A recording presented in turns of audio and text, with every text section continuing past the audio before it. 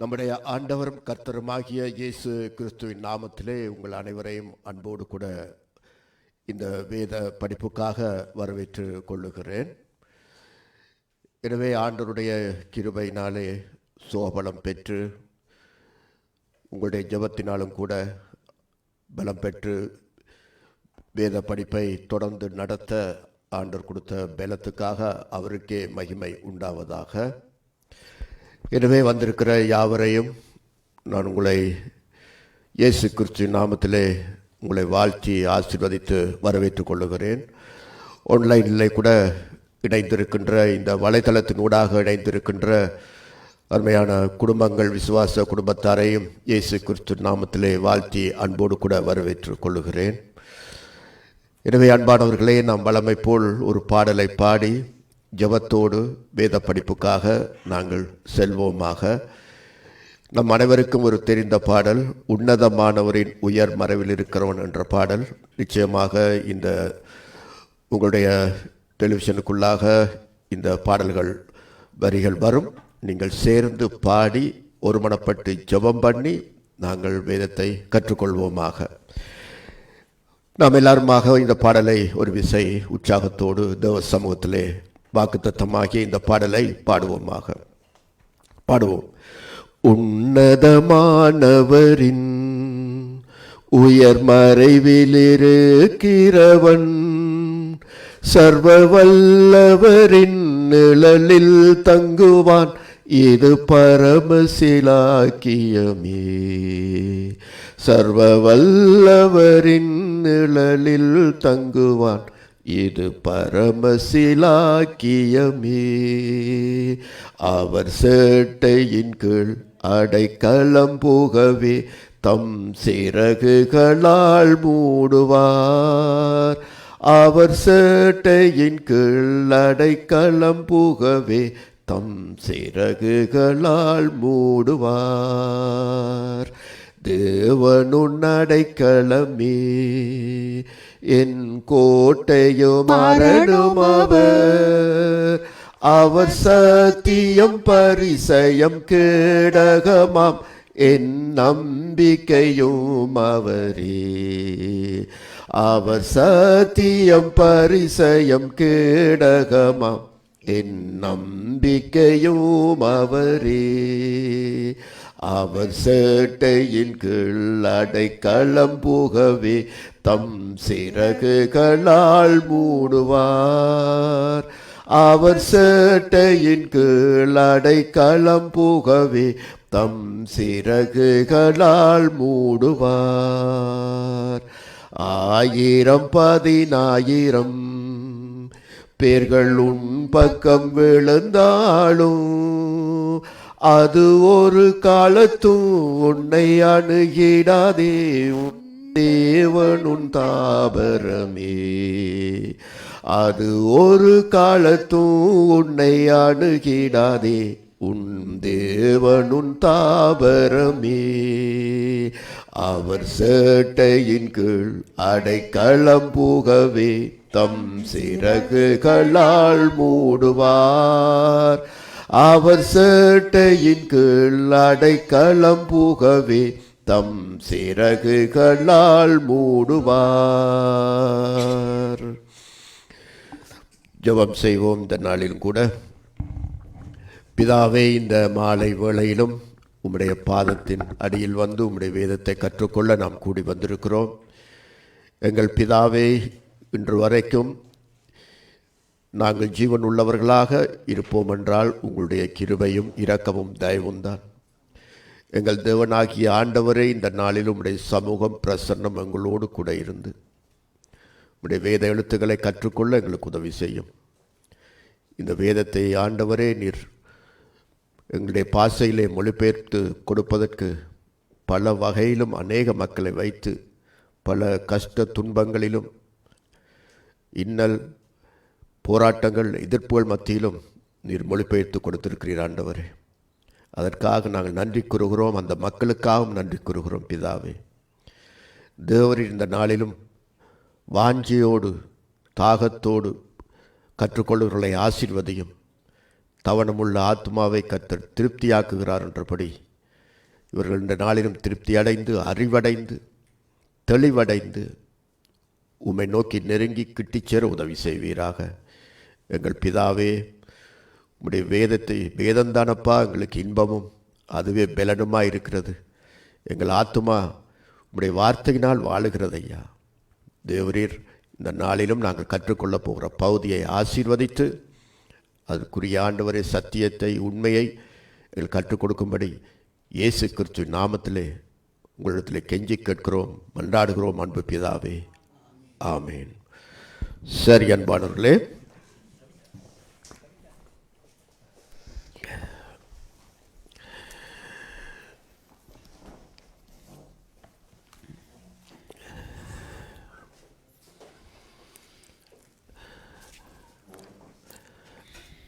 மீண்டுமாக ஆண்டவராகிய இயேசு கிறிஸ்து நாமத்திலே உங்களை வாழ்த்தி வரவேற்றுக் கொள்ளுகிறேன். Wederom in de naam van Jezus Christus begroet ik jullie en verwelkom ik jullie. இந்த வேத படிப்பை நான் உங்களுக்கு தொடங்குவதற்கு முன்பாக சில அறிவுரை சொல்ல வேண்டியதாக இருக்கிறது. Ik moet alvorens deze Bijbelstudie jullie enkele mededelingen doen. அதாவது நமக்கு அடுத்த ஒரு சந்ததி, இனிவரும் சந்ததி ஒரு பயங்கரமான ஒரு சூழ்நிலைக்குள்ளாக செல்ல இருக்கிற சந்ததியாகும். De generatie die komend staat zit in een nogal een ingewikkelde zaak. அது என்ன சந்ததி என்று சொன்னா, Over wat bedoel ik met generatie in dit geval? வேதத்தை கற்றுக்கொள்ளாத ஒரு சந்ததி, பைபிள் படிக்காத ஒரு சந்ததி ஒன்று உருவாகி கொண்டிருக்கிறது. Een generatie die niet de Bijbel bestudeert. எல்லாம் படிக்கிறார்கள். Ze studeren alles. எல்லா பாடங்களும் எல்லா கலைகளும் படிக்கிறார்கள். Ze studeren alles, doen allerlei studies. Driving, swimming எல்லாம் படிக்கிறார்கள். Zwemmen, autorijden.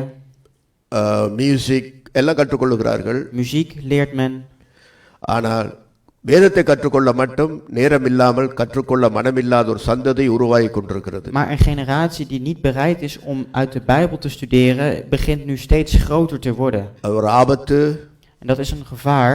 எனவேதான் பெற்றோர்கள் உங்கள் பிள்ளைகளை நீங்கள் மிக மிக அவதானமாய் வேதத்தை கற்றுக்கொள்ளுகிற இதிலே நீங்கள் டைரக்ஷனை நடத்த வேண்டும். En daarom is het ook genoodzaakt voor ouders om hun kinderen aan te zetten om de Bijbel dan ook te bestuderen. அதனால பின்னுக்கு வர சந்ததி அந்த தீபம் அடைந்து போனால் பிறகு இருளுக்குள்ளே போய் விடுவார்கள். Want als zodra men dat gevaar eenmaal binnendringt, dan zit men eenmaal in de duisternis. அதுடைய விளைவு பெரும் பாதகத்தை உருவாக்கும், பெரிய ஒரு டேஞ்சரை உருவாக்கும். Het resultaat van dit allemaal is dat het een enorm gevaar vormt.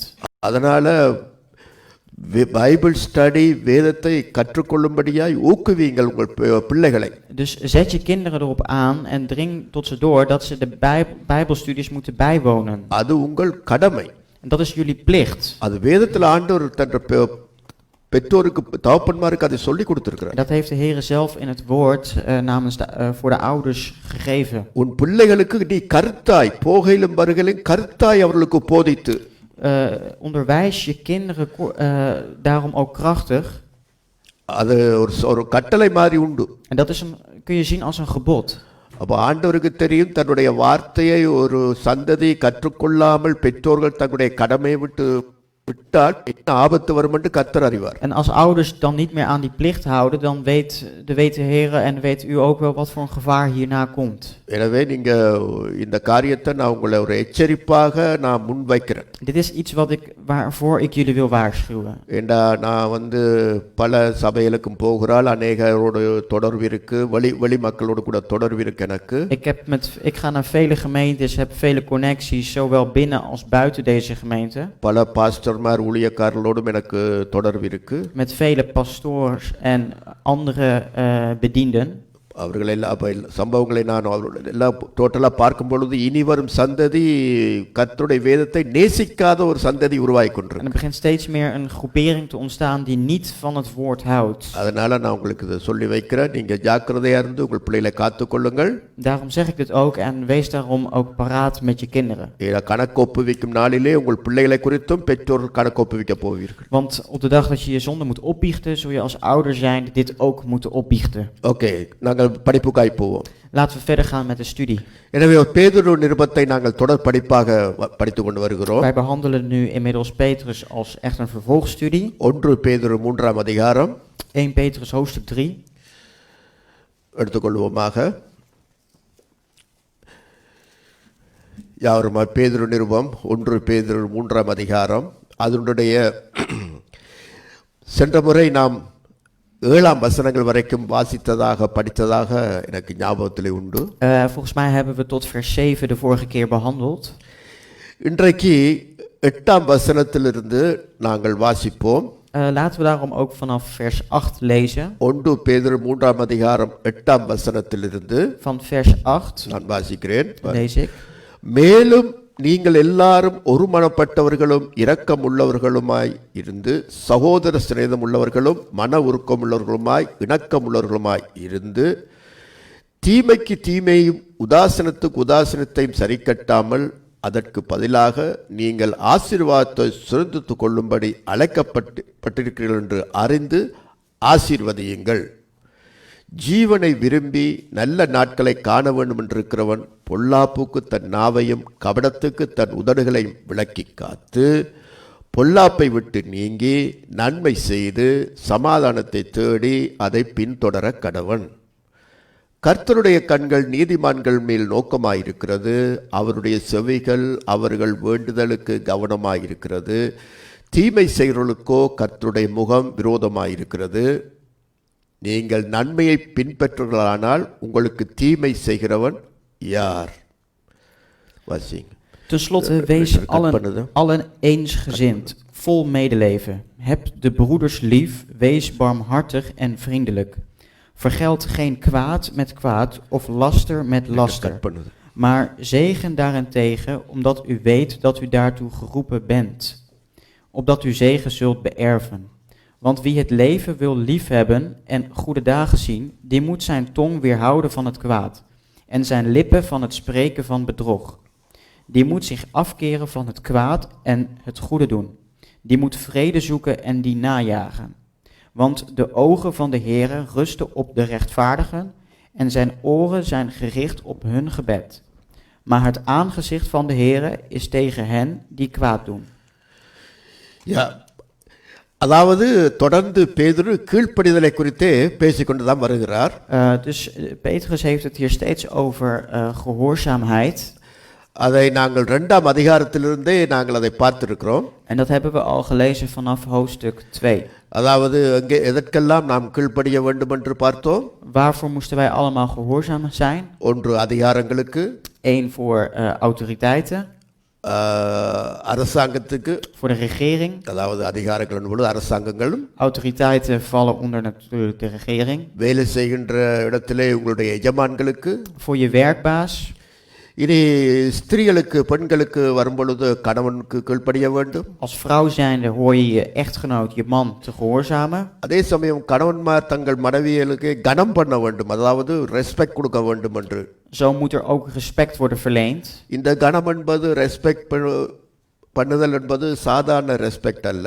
En dat is niet een zodanige respect. சொல்லும் பொழுது அவர் அதை வசனத்தை அவர் சொல்லிக் கொள்ளும் பொழுது அந்தப்படியே கணவன்மார் மனைவிகளை கனம் பண்ணும்படி சொல்லப்படுகிறது.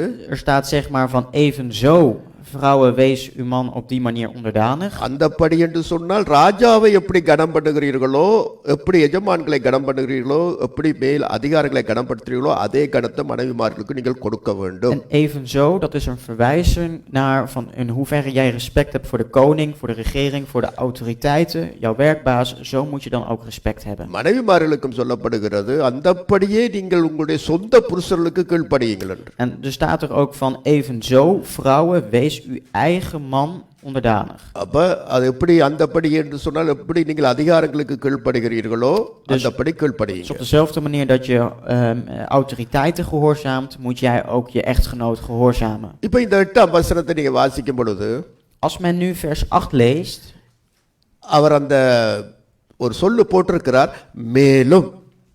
ten slotte.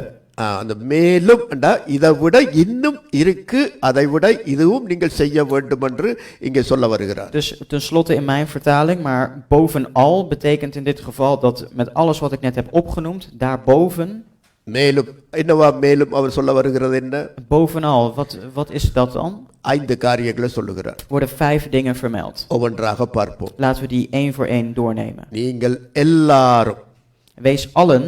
அப்ப இது யாருக்கு சொல்ல வரார்? Tegen wie wordt dit gezegd? எல்லாரும் என்று சொன்னா Iedereen dus. முழு சபை கிறிஸ்தவர்களுக்கு சொல்றார், முழு கிறிஸ்தவர்களுக்கு. Alle christenen in de gemeente. இதுக்கு முதல் கணவன் மனைவிக்கு சொல்லிக் கொண்டு வந்தார். Hiervoor ging het over man, vrouw.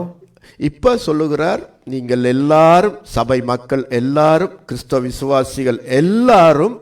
Dus als gelovigen zijnde, volgelingen van een gemeente zijnde allemaal. என்ன இது யாருக்கு எழுதப்படுகிறது? Want voor wie wordt dit geschreven? எங்கேயோ இருக்கிறவர்களுக்கா இல்ல. Het is niet voor mensen die erg random op een plek zitten. விசுவாசிகளுக்கு எழுதப்படுகிற நிருபம். Dit is een brief die specifiek bedoeld is voor gelovigen. Right to believers. இந்த அத நீங்க மனதில வைத்துக்கொள்ள வேண்டும். Voor gelovigen dus. அப்ப அவர் அவர்களுக்கு சொல்லுகிறார், நீங்கள் எல்லாரும். Dus tegen hen zegt hij, jullie allen. ஒருமனப்பட்டவர்களும், eensgezind, இரக்கமுள்ளவர்களும், vol medeleven, சகோதர சிநேகமுள்ளவர்களும், met broederliefde, மன உருக்கமுள்ளவர்களும், barmhartig, இணக்கமுள்ளவர்களுமாய் இருந்து. en vriendelijk zijnd. 5 காரியத்தை சொல்றார். Dus 5 dingen worden hier genoemd. பாருங்கள், அந்த முதலாவது ஒரு மனத்தை குறித்து சொல்றார். Eerst gaat het over eensgezindheid. இது மிக முதலாவது போட்டதே ஒரு மனம். Dus als op nummer 1 staat al meteen eensgezindheid. இந்த ஒரு மனம் இல்லாட்டி, als er geen eensgezindheid is, இந்த ஒரு மனம் என்ற ஒரு காரியம் இல்லாவிட்டால் எல்லாமே நாசம். als er geen eensgezindheid is, eigenlijk alles alweer troep. அது குடும்பமா இருந்தாலும் கணவன் மனைவி பிள்ளைகளிடத்துல ஒரு மனம் இல்லாட்டி அந்த குடும்பம் நாசம்தான். Als er al geen eensgezindheid bestaat binnen een familie, dan kun je stellen dat daar een en al troep ontstaat. அப்ப குடும்பத்திலே ஒரு மனம் மிக அவசியம். Dus eensgezindheid is binnen een familie essentieel. ஒரு சபைக்கு, voor een gemeente, ஒரு மனம் மிக அவசியம். is eensgezindheid ook essentieel. ஒரு அரசாங்கம் பார்லிமென்ட்டுக்கு, voor een parlement, ஒரு மனம் அவசியம். eensgezindheid is vereist. அப்ப எல்லா காரியத்துக்கும் இந்த ஒரு மனம் மிக மிக அவசியம். Voor alle zaken dan ook is eensgezindheid een belangrijk begrip.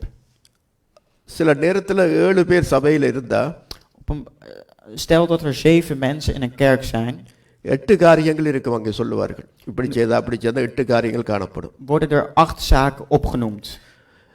பாருங்கள், ஆண்டவராய் இயேசு கிறிஸ்து வெளியரங்கமாய் பண்ணின ஒரு முதலாவது ஜெபம், Het eerste gebed die de Heere hier heeft gevoerd, அது யோவான் 17ஆம் அதிகாரத்துல நீங்கள் வாசிச்சு பார்த்தால் 20லிருந்து 23 வாசிச்சு பாருங்க. in Johannes 17 van 20 tot en met 23, அதிலே ஆண்டவர் வெளியரங்கமாய் பண்ணிய ஜெபம், அதாவது ஒரு நீண்ட ஜெபத்தை வெளியரங்கமாய் ஆண்டவர் பண்ணின ஜெபம், முதலாவது ஜெபம் அதுல இருக்கு. Een gebed die hij in het openbaar nogal een lang gebed heeft gegeven.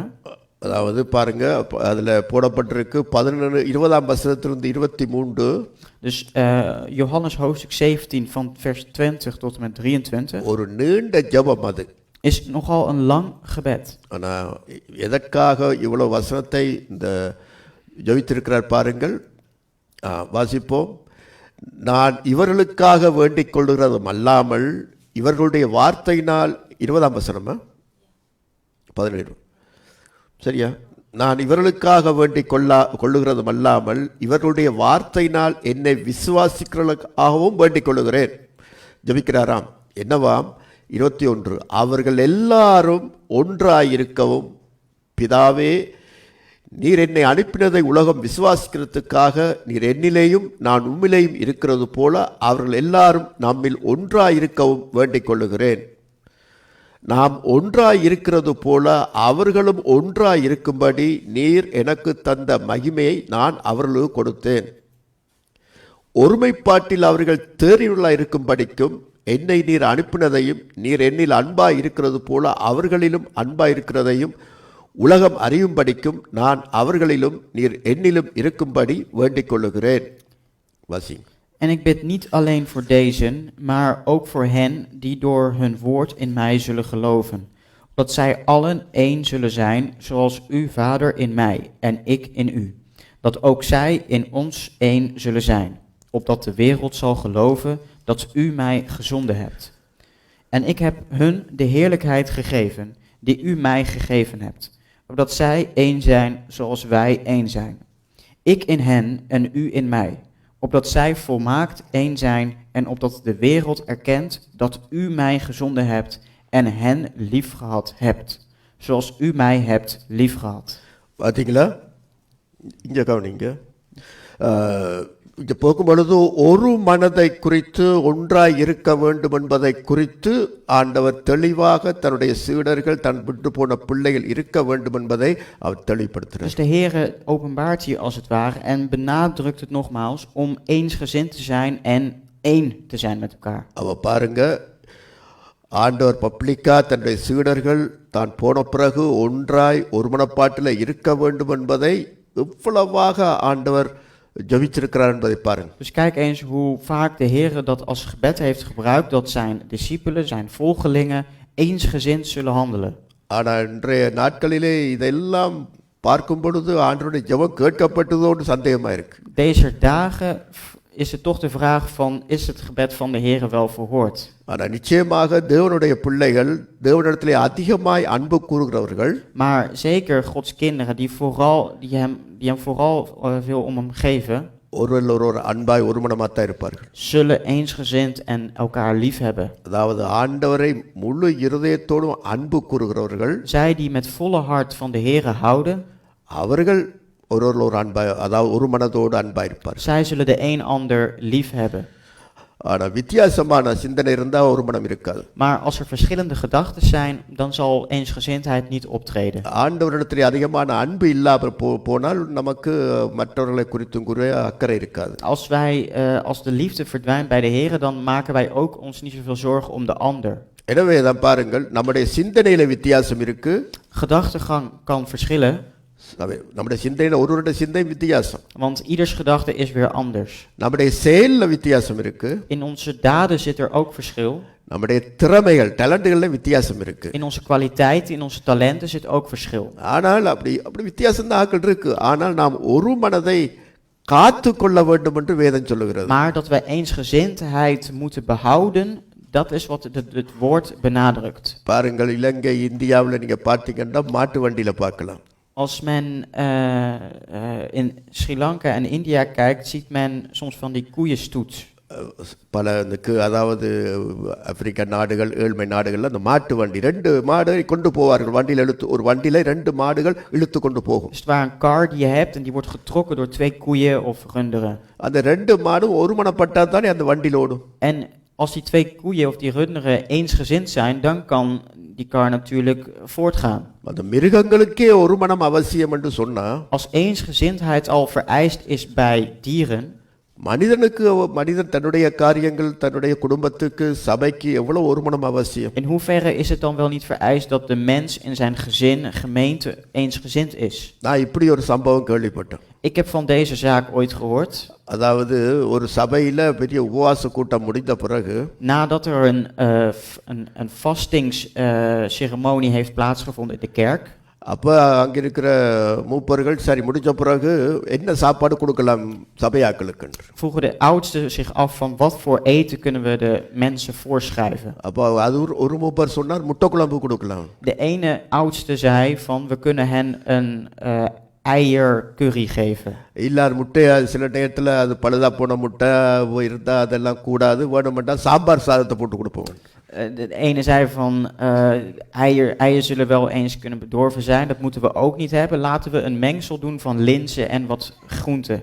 முட்டை குழம்பா சாம்பார் சாதமா? சாம்பார் சாதம். Ja. சாதம்ட்டா சோறு. Ja. இதில் வந்த சண்டையில் 2 பேரும் கதைக்கிறீங்களே இன்று வரைக்கும். En door het meningsverschil tussen deze twee, de ruzie die de twee hadden, spraken ze elkaar geen. பார்த்தீங்களா, இப்படி இருக்கு நிறைய காரியங்கள். Dus zo zijn er heel veel gebieden waarop dit mis kan gaan. ஒருவரை கண்ட ஒருவர் திரும்பி போறாங்க அங்கால. Wanneer men de ene aankijkt, dan kijkt hij die andere kant op. ஒரு முட்டை குழம்புக்கா. slechts om een eiercurry. அப்ப அதனால் இங்க சொல்லுகிறார் பாருங்கள், அதெல்லாம் முந்தைய ஆண்டவருக்கு தெரிஞ்சுதான் இதை எழுதி வச்சார் பேதுரு மூலமாக. நீங்க முதலாவது ஒருமனப்படுக்கடாப்பா, பட்டவர்கள் பட வேண்டும். Dit was al eerder belicht door Petrus, namelijk van wees dus dan ook eensgezind. ஆனா பாருங்க, இந்த பவுல் இதை ஒரு வித்தியாசமா எழுதுறார் பாருங்க. Maar Paulus die schrijft het een beetje op een andere manier. ரோமர் 12ஆம் அதிகாரம், Romeinen 12. மேரி வாசிக்கலுமா? ரோமர் 12ஆம் அதிகாரம் 16ஆம் வசனம். Vers 16. ரோமர் 12:16.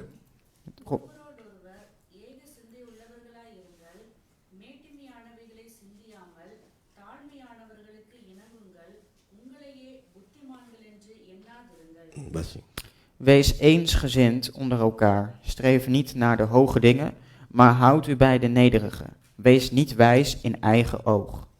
பாருங்களா, ஒருவரோடொருவர் ஏக சிந்தை உள்ளவர்களாய் இருங்கள். Dus wees eensgezind onder elkaar. அதாவது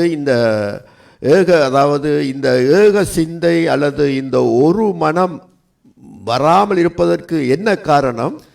Redenen waarom diezelfde gedachte of geen eensgezindheid ontstaat. அவர் கீழே சொல்லுகிறார், உங்களையே புத்திமான்கள் என்று எண்ணாதிருங்கள் என்று. Wees niet wijs in eigen oog. Dus acht jezelf niet zo wijs. உனக்கு தான் எல்லாம் தெரியும் என்று நினைக்காத என்று சொல்ல, அந்த மாதிரி எண்ணம் உனக்கு வேண்டாம். Heb niet zo'n gedachte van dat jij het altijd beter weet. நீ சொன்னா எல்லாம் சரியா என்ற மாதிரி அந்த எண்ணம் இருக்க கூடாது. Dat wat jij zegt is altijd juist. Heb die gedachte nou niet. அப்ப ஏக சிந்தை என்றா என்ன அர்த்தம்? En wat hebben we het dan over diezelfde gedachte? அதாவது என்னவா இருந்தாலும், புசித்தாலும் குடித்தாலும் எதை நாங்கள் செய்தாலும் கடவுளுடைய நாமம் ஒன்று மகிமைப்பட வேண்டும் என்ற அந்த எண்ணம் இருந்தால் அது ஏக சிந்தை. Met wat wij ook doen, eten of drinken, zolang de naam van de Heere op dezelfde manier verheerlijkt wordt, op die zodanige manier, dan hebben we sprake van één gedachte, eensgezindheid. எதை செய்தாலும் நான் இதை செய்தால் கடவுளுடைய நாமம் மகிமைப்படும், இதை விட நல்லா மகிமைப்படும் என்று அறிந்த எல்லாரும் ஒரு அந்த எண்ணத்துல வந்தால் ஒரு மனம் வரும். Met wat voor een gedachte met wat we ook doen, zolang de gedachte is van dat de naam van de Heere verheerlijkt wordt, dan is er sprake van eensgezindheid. இதைத்தான் பவுல் சொன்னார். En dit heeft Paulus wel eens eerder gezegd. சிலர் பொறாமையிலே சுவிசேஷம் அறிவிக்கிறார்கள். Sommigen verkondigen het evangelie uit jaloezie. சிலர் என் கட்டுகளோடு கட்டுகளை கூட்டும்படியாக சுவிசேஷத்தை அறிவிக்கிறார்கள். Dat hun ketens nog meer opstapelen, nog meer ketens ontstaan, verkondigen ze het evangelie. சிலர் நல்மனதோடு சுவிசேஷத்தை அறிவிக்கிறார்கள். Sommigen zeggen het met een goede gedachte. சரி, எதுவாக இருந்தாலும் Wat dan ook. கிறிஸ்து அறிவிக்கப்படுகிறார். Maar Christus wordt verkondigd. அவர் மகிமைப்பட்டா போதும். Dat hij verheerlijkt wordt, dat is voor mij voldoende. அதுதான் ஏக சிந்தை ஒரு மனம் என்று சொல்றார். Dat is dus één gedachte zijnde, dus oftewel eensgezindheid. அப்ப உங்களுடைய சபையில எந்த காரியம் எதை நீங்கள் செய்வதென்றாலும் இதனால என்னுடைய சுய மகிமையா தேவ மகிமையா என்பதை சிந்தித்து பார்க்கணும். Dus zo moet je kijken van wat je doet in de gemeente, is dat verheerlijking voor mijzelf of is het verheerlijking voor de Heere? சபைக்கு கூட மகிமை, நம்முடைய சபைக்கு கூட புகழ் பேர் வரும் என்று அந்த எண்ணமும் கூடாது. Het is ook niet juist dat we denken van dat de kerk verheerlijking moet krijgen of glorie moet ontvangen. கடவுளுடைய நாமம் ஒன்றே மகிமைப்பட வேண்டும் என்ற ஒரு தரிசனம், ஒரு எண்ணம் சகல மக்களுக்கும் இருக்குமானால் அங்கே ஒரு மனம் இருக்கும். Maar het doel moet zijn dat de naam van de Heere verheerlijkt wordt. Dat zou voor iedereen moeten gelden. அப்ப எது முக்கியம் நமக்கு? தேவ நாமத்தின் மகிமையா அல்லது ஏதாவது நம்முடைய பேர் போல் அவசியமா? Wat is het belangrijkste? Is het allemaal op basis van de naam van de Heere of op basis van ons eigen lof? தேவனுடைய, நல்லா கேட்டுக்கொள்ளுங்க, தேவனுடைய நாமம் மகிமைப்படா விட்டாலும், ook al zou de naam van de Heere niet verheerlijkt worden, நம்முடைய சபை ஐக்கியத்திலேயோ உங்களுடைய கூடுகையிலேயோ நம்முடைய குடும்பத்திலேயோ உங்களுடைய தேவ நாமம் மகிமைப்படா விட்டாலும், ook al zou dus in wat voor een bijeenkomst ook, waar dan ook, de naam van de Heere niet worden verheerlijkt, தேவ நாமம் தூசிக்கப்படுவதற்கு இடம் கொடுக்க கூடாது. moet men geen ruimte geven dat de naam van de Heere bespot wordt. அதுல நீங்க கவனமா இருக்க வேண்டும் ஒரு விசுவாசிகள். Daar moet je als gelovige zijnde erg voorzichtig mee zijn. உன்னை பார்த்து உங்களை பார்த்து புறமக்கள் கடவுளை தூசிக்க இடம் கொடுக்க கூடாது. Men moet niet de ruimte geven aan buitenstaanders dat men de naam van de Heere kan beledigen. இந்த பயமும் இந்த எண்ணமும் ஒருவருக்கு இருக்குமானால் als men die angst of dat ontzag heeft, நிச்சயமா அவர் தேவ நாம மகிமைக்காக அவர் செயல்படுவார், ஒரு மனதோடு இருக்க பார்ப்பார். dan zal hij zeker alles doen om de naam van de Heere te verheerlijken en zal hij er naar streven om eensgezindheid te hebben. இதைத்தான் பேதுரு 2ஆம் அதிகாரத்திலே சொல்லுகிறார், கர்த்தர் நிமித்தம் கீழ்ப்படியுங்கள் என்று சொல்வதே அர்த்தம் இதுதான். Dus wat Petrus zei in hoofdstuk 2, om op basis van de Heere gehoorzaam te zijn, dat bedoelt hij hiermee van, zo moet dat worden nagestreefd. அதோட அர்த்தம் கர்த்தர் நிமித்தம் என்றால் கர்த்தருடைய நாம மகிமைக்காக நீ கீழ்ப்படி, அதை செய். Ter verheerlijking van de naam van God, doe dat. அதான் 2ஆம் அதிகாரத்தை சொல்லி வருகிறார், அந்தப்படியே Dus கர்த்தர் நிமித்தம். Dus op die manier, ter name van de Heere, dat zo gebeurt. ரோமர் 15:5 வாசிக்கும் பொழுது பாருங்கள். Romeinen 15 vers 5. இதை குறித்து அநேக நிருபங்களிலே அப்போஸ்தலர்கள் எழுதியிருக்கிறார்கள். மிக முக்கியமான ஒரு காரியம் என்றபடினால் எழுதியிருக்கிறார்கள். ரோமர் 15:5 பாருங்கள், நீங்கள் ஒருமனப்பட்டு நம்முடைய கர்த்தராகிய இயேசு கிறிஸ்துவின் பிதாவாகிய தேவனை ஒரே வாயினால் மகிமைப்படுத்தும் படிக்கு. 15:5. Ja, en de God van volharding en van vertroosting mogen u geven onderling eensgezind te zijn in overeenstemming met Christus Jezus. பாத்தீங்க, நீங்கள் என்ன செய்யுங்க? Dus wat moeten jullie doen? ஒருமனப்பட்டு, dus eensgezind zijnde, நம்முடைய கர்த்தராகிய இயேசு கிறிஸ்துவின் பிதாவாகிய தேவனை ஒரே வாயினால் மகிமைப்படுத்தும் படிக்கு. ஒரே வாய். dat we in overeenstemming dus Christus mogen verheerlijken. 50 பேர் இருந்தா ஒரு வாய் தான். Als er 50 man zijn, één mond.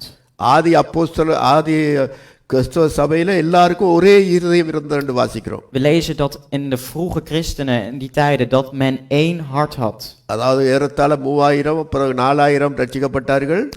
3000, 4000 man kwam in bekering. அவர் எல்லாரும் ஒரே இருதயமும் ஏக சிந்தையும் உள்ளவர்களாக இருந்தார்கள் வாசி. ஒரே மனம். We lezen dat zij één hart vormden en ook gelijk één gedachte. பிதாவாகிய தேவனை ஒரே வாயினால். En dat de vader via één mond werd aanbeden. பாத்தீங்களா, அதுதான் இந்த ஒரு மனம் என்பது. Dus dat houdt dat eensgezindheid ook in. இந்த காரியத்தை சபைகள், விசுவாசிகள் உங்கள் சபைகளில் நீங்கள் காத்துக்கொள்ள வேண்டும். En dit is iets wat je als gelovige zijnde en ook in de kerk moet bewaken, behouden. ஆளுக்கால் இழுபறிப்பட்டு கொண்டிருக்கிறதல்ல. Dat men niet aan elkaar zit te trekken. நானா நீயாண்டு போராட்டங்கள் இல்ல. Dat het geen strijd wordt van ik of jij. அவரா இவராண்டு இல்ல. Het is niet of hij of hij.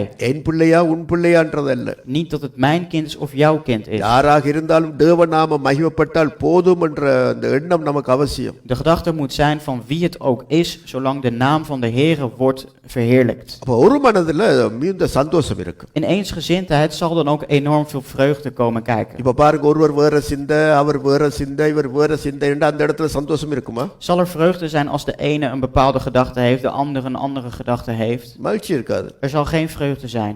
ஒருவர் வர்ற நேரத்துல ஒருவர் அங்க யோசிச்சுட்டு பார்த்து யோசிச்சுட்டு இருப்பார். ஒரு மனம் இருக்காது. Wanneer één iemand binnenkomt, dat de ander met een hele andere gedachte zit. அல்ல ஒரு பாஸ்டரோ அல்லது போதகரோ அல்ல யாரோ ஊழியக்காரோ போதி பிரசங்கம் பண்ணும் பொழுது, Wanneer een bediende of een pastoor of wie dan ook hier staat te prediken, ஒரு மனம் இல்லாதவன் என்ன செய்வான்? als er geen eensgezindheid is, wat zal er dan gebeuren? வேற எங்கே யோசிச்சு கொண்டு, வேற எங்கே டைமை பார்த்து கொண்டு, அல்ல நித்திரை கொண்டு அது அங்கே மேலே எங்களையும் பார்த்து கொண்டிருப்பான். Dan slaapt men, kijkt men op de telefoon of kijkt men de hele andere kant op. நான் எத்தனை அப்படி பார்த்துருக்கிறேன். En ik heb dat zo vaak gezien.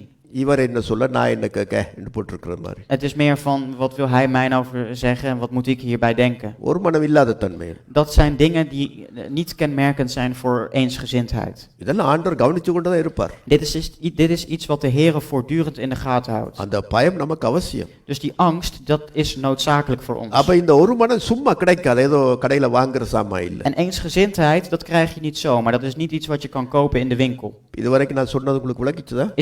Is het duidelijk van wat ik tot nu toe heb gezegd? அதாவது இதுக்கு முயற்சி செய்ய வேண்டும். Men moet hiervoor wel moeite doen. அதாவது சிலதுகளை நாங்க விட்டு கொடுக்க வேண்டி வரும். Sommige dingen moeten we loslaten. Okay, நாங்க ஒரு மனதுக்காக இதை நான் விட்டு கொடுக்கிறேன். Om eensgezindheid na te streven moet ik dit loslaten. எனவே பாருங்கள், எனவே நான் பார்க்கிற முதலாவது நாங்கள் ஒரு மனம் நம்முடைய வாழ்க்கையிலே அது முக்கியம். Dus op nummer 1, eensgezindheid is vereist in ons leven. உங்களுக்கு சொல்ல தேவையில்லை. சங்கீதம் 133 என்ன சொல்லுது? Wat zegt Psalm 133? சகோதரர்கள், ஒருமித்து வாசம் பண்ணுதல் எத்தனை இன்பமும்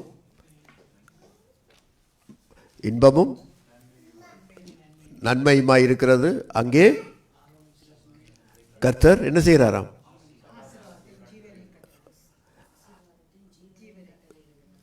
முதலாவது வசனம் தட்டு போடுங்க. இதோ சகோதரர்கள் ஒருமித்து வாசம் பண்ணுவது எத்தனை நன்மையும் எத்தனை இன்பமுமானது. பார்த்தீங்க, மகிழ்ச்சி, சந்தோஷம். Dus in Psalm 133 staat ook, hè, zie hoe goed en hoe liefelijk is het dat broeders ook eensgezind samenwonen. அப்ப நீங்க சபைக்கு வந்தா சந்தோஷமா இருக்க வேண்டும் என்று சொன்னா, நான் சந்தோஷமா சபைக்குள்ள இருக்க வேண்டும் என்று சொன்னா என்ன செய்ய வேண்டும்? Als men met vreugde naar de kerk komt en in de kerk begeeft, wat moet men dan doen? Antony என்ன செய்ய வேண்டும்? சபைக்கு வந்தா நான் சந்தோஷம், நீங்க எல்லாம் சந்தோஷமா இருக்க வேண்டும், என்ன செய்ய வேண்டும்? Als je blij wilt zijn in de kerk, wat moet je dan doen? One mind. Moet je eensgezind zijn. Tavita, என்ன செய்யணும்? But you moet doen? Ja, oké. காரணம் என்ன? இவையில கேட்குற மாதிரி உங்களை கேட்குறேன். Net zoals ik jullie ondervraag, vraag ik het hier de mensen om mij heen. அது very important. அப்போ சிலவற்றை நாங்கள் முயற்சி செய்ய வேண்டும். Dus voor sommige dingen moeten we wel wat moeite doen. கடைசி எபிரேயர் 4:15 வாசிப்போம். அடுத்தது இரண்டாவது Hebreeën 4:15. அந்த 5 லிஸ்ட் மறக்காதீங்க. முதலாவது என்ன வந்தது? நீங்கள் எல்லாரும் ஒருமனப்பட்டவர்களும் இரக்கமுள்ளவர்களும். இரண்டாவது காரியம். Dus eerst is het eensgezindheid, als tweede is het genade of medeleven. பாருங்க, நம்முடைய ஆண்டவரை குறித்து பாருங்க. எபிரேயர் 4:15.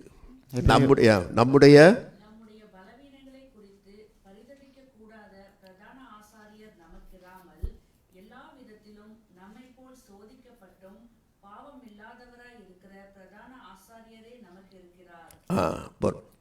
Want wij hebben geen hoge priester die geen medelijden kan hebben met onze zwakheden, maar één die in alles op dezelfde wijze als wij is verzocht, maar zonder zonde.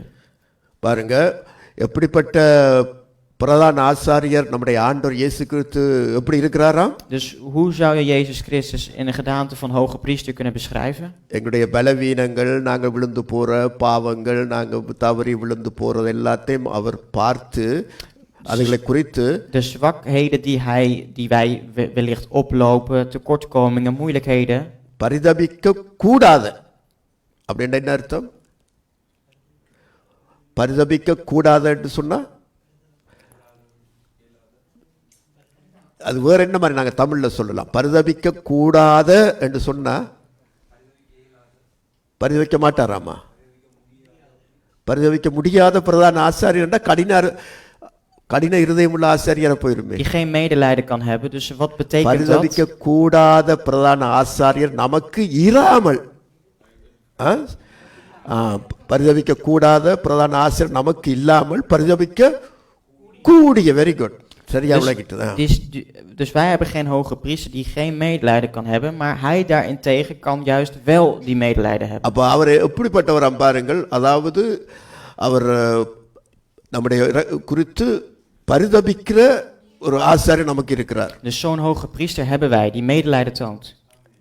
அப்ப ஆண்டவர் பரிதாபமும் இரக்கமுள்ளவருமாக இருக்கிறார் என்று பார்க்கிறோம். Zien we dat hij ook in alles genadevol is en daarvoor neerdaalt.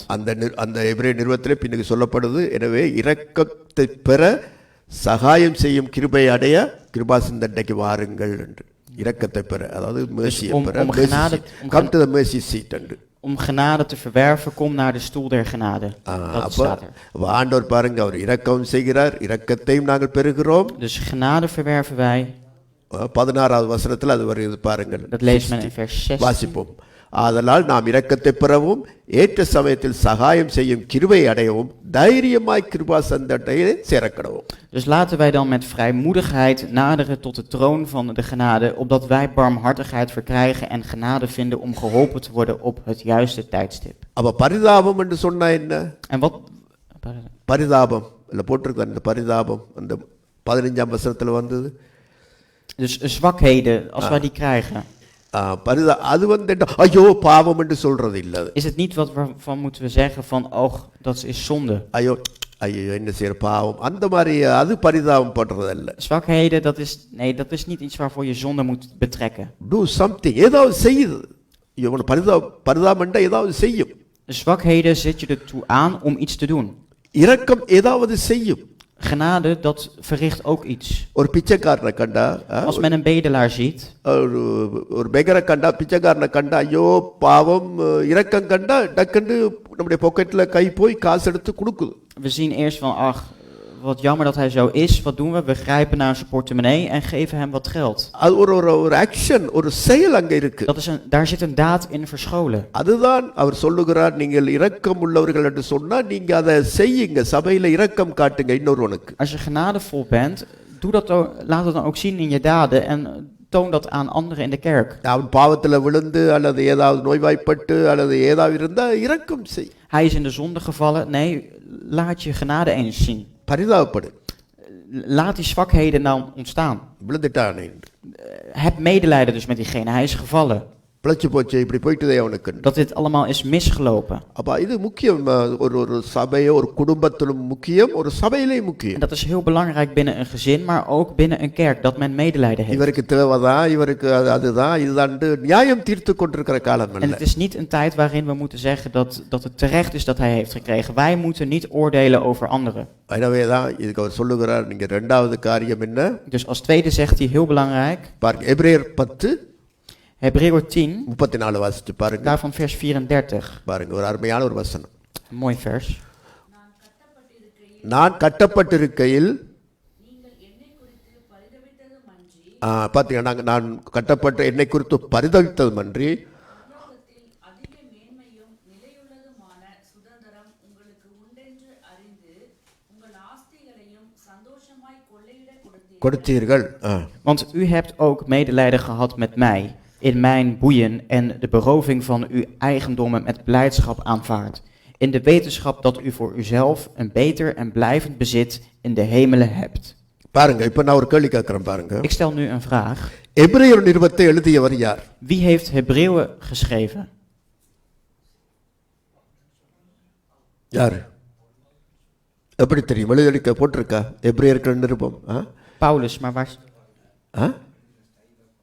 சொல்லுங்க சத்தமா. Helene, என்ன style?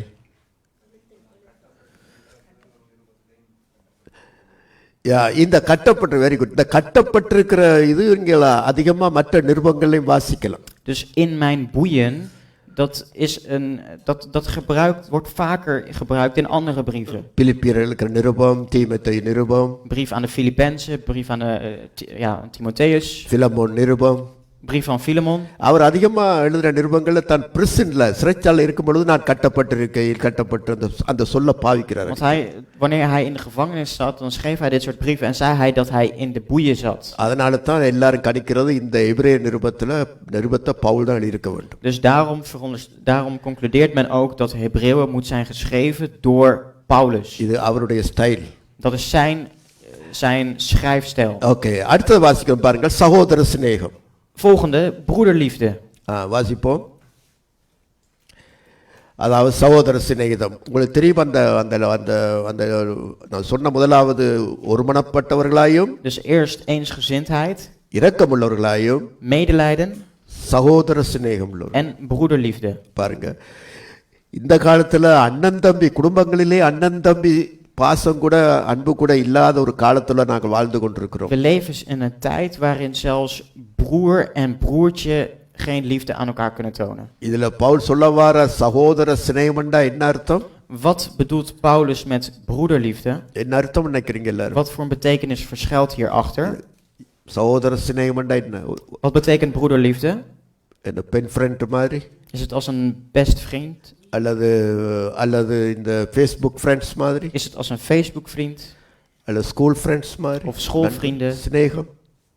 Wat houdt die liefde hierin? இரத்த பாசம் உள்ளவர்களாயிருங்கள் என்று. Bloedverwantelijk liefde. அதுதான் அதனுடைய அர்த்தம். சகோதர சிநேகம் என்பது இரத்த பாசம் இருக்கும். Dat er bloedelijk liefde is als het ware. காரணம் நாம் எல்லாரும் ஒரே இரத்தத்தினாலே Wij zijn allemaal மீட்கப்பட்டோம். door één soort bloed zijn wij ontstaan. அதுதான் சகோதர சகோதரிகள். En daarom ook zeggen we broeders en zusters. இதெல்லாம் இந்த நாட்கள்ல ஜனங்களுக்கு இந்த ஆழ்ந்த இந்த சிந்தனை அதிகமா இல்லாத போறபடியால்தான். En omdat men vaak die gedachte niet heeft, எல்லா ஆளுக்கால் இப்படியே என்ன சொல்றது முரண்பட்டு கொண்டிருக்கிறது. Zien we dat er veel wrijving ontstaat tussen broeders en zusters. இப்ப கடவுள் நமக்கு யார்? Dus wie is God voor ons? நமக்கு பிதா. Vormt onze vader. God is our father. God is onze vader. அப்ப நாங்க எல்லாரும் அவருடைய En wij zijn zijn பிள்ளைகள். kinderen. பிள்ளைகள். இப்ப நாங்க அவருடைய பிள்ளைகள்னு சொன்னா நாங்க எல்லாரும் ஒரே one family. Als wij kinderen van hem zijn, dan zijn wij eigenlijk één familie van elkaar. அதைத்தான் நிருபங்களிலே நீங்கள் ஒரே வீட்டாருமாய் இருந்து Dus தேவனுடைய வீட்டாரும் என்று சொல்லப்படுது. jullie moeten eigenlijk allemaal als één groep huisgenoten zijn in Gods huis. தேவனுடைய வீட்டாரா கடவுளுடைய வீட்டார்? In Gods huis. நீங்க தேவனுடைய நகரத்தார். நகரம்னா city. Oh, in zijn stad. நீங்க தேவனுடைய பிள்ளைகள். Jullie zijn Gods kinderen.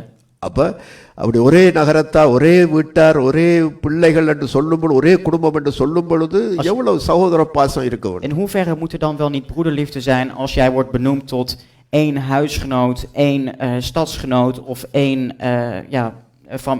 kinderen van God?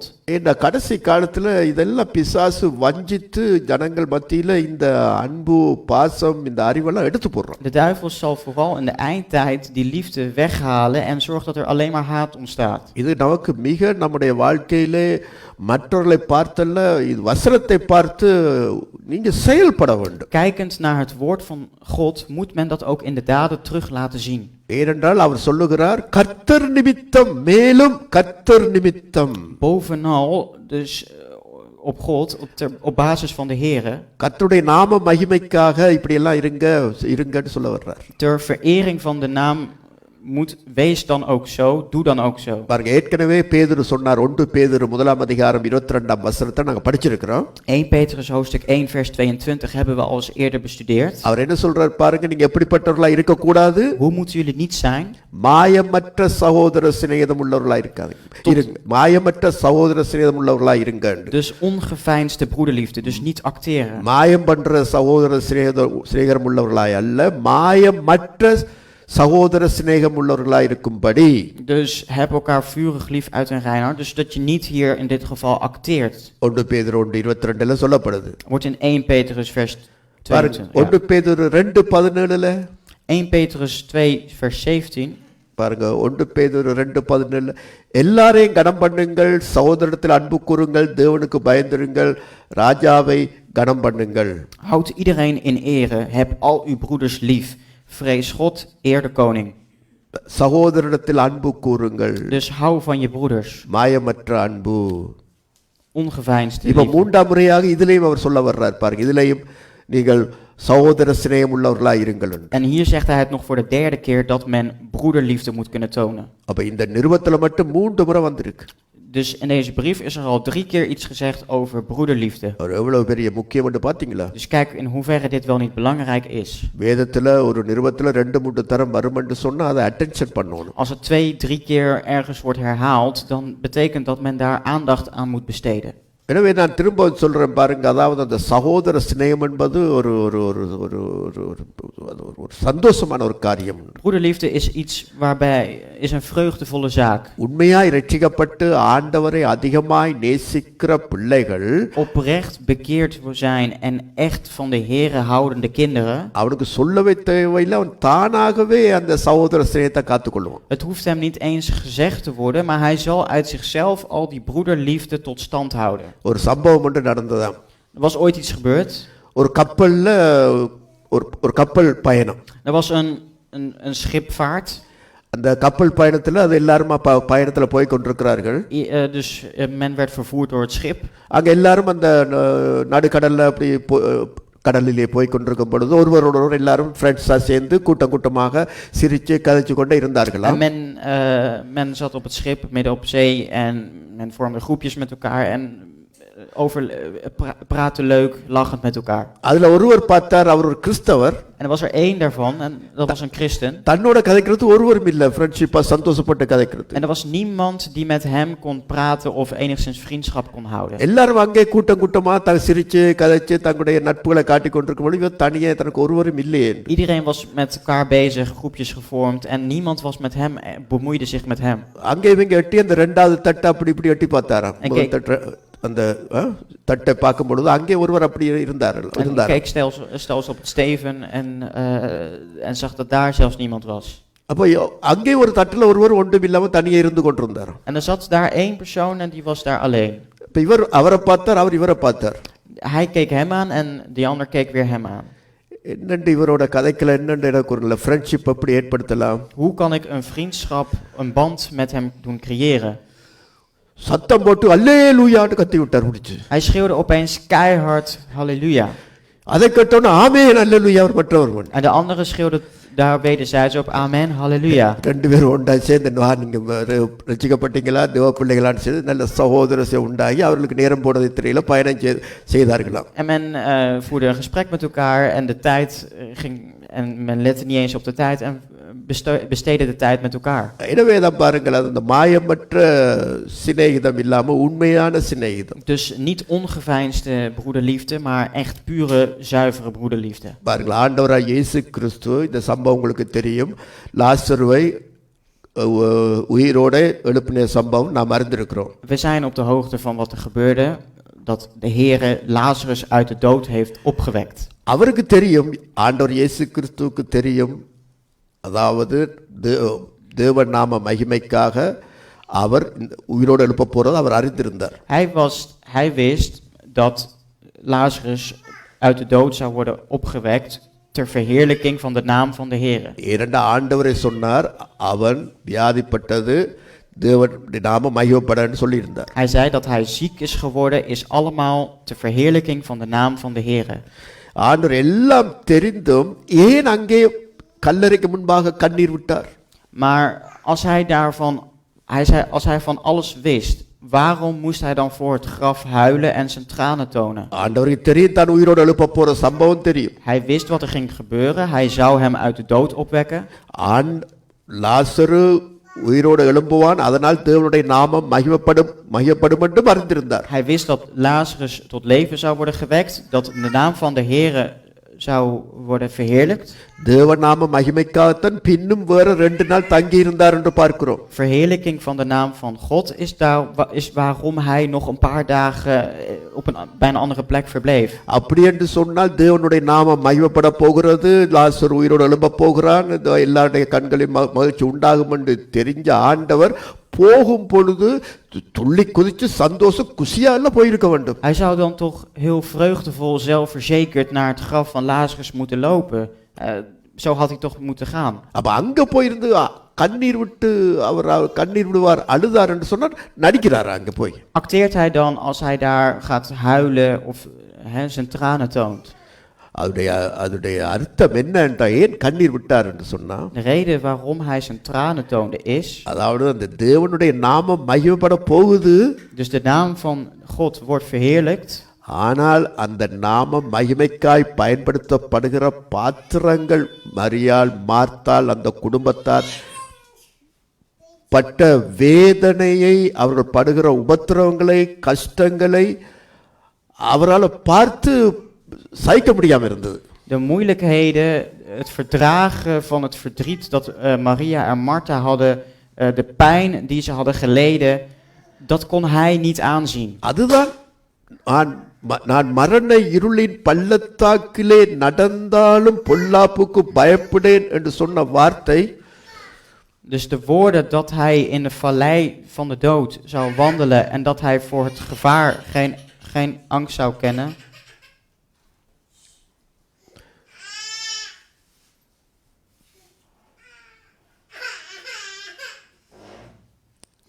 பொல்லாப்புக்கு பயப்படேன் என்று சொல்ற வார்த்தை என்ன சில பிள்ளைகள் பசியில் அழுங்கள்.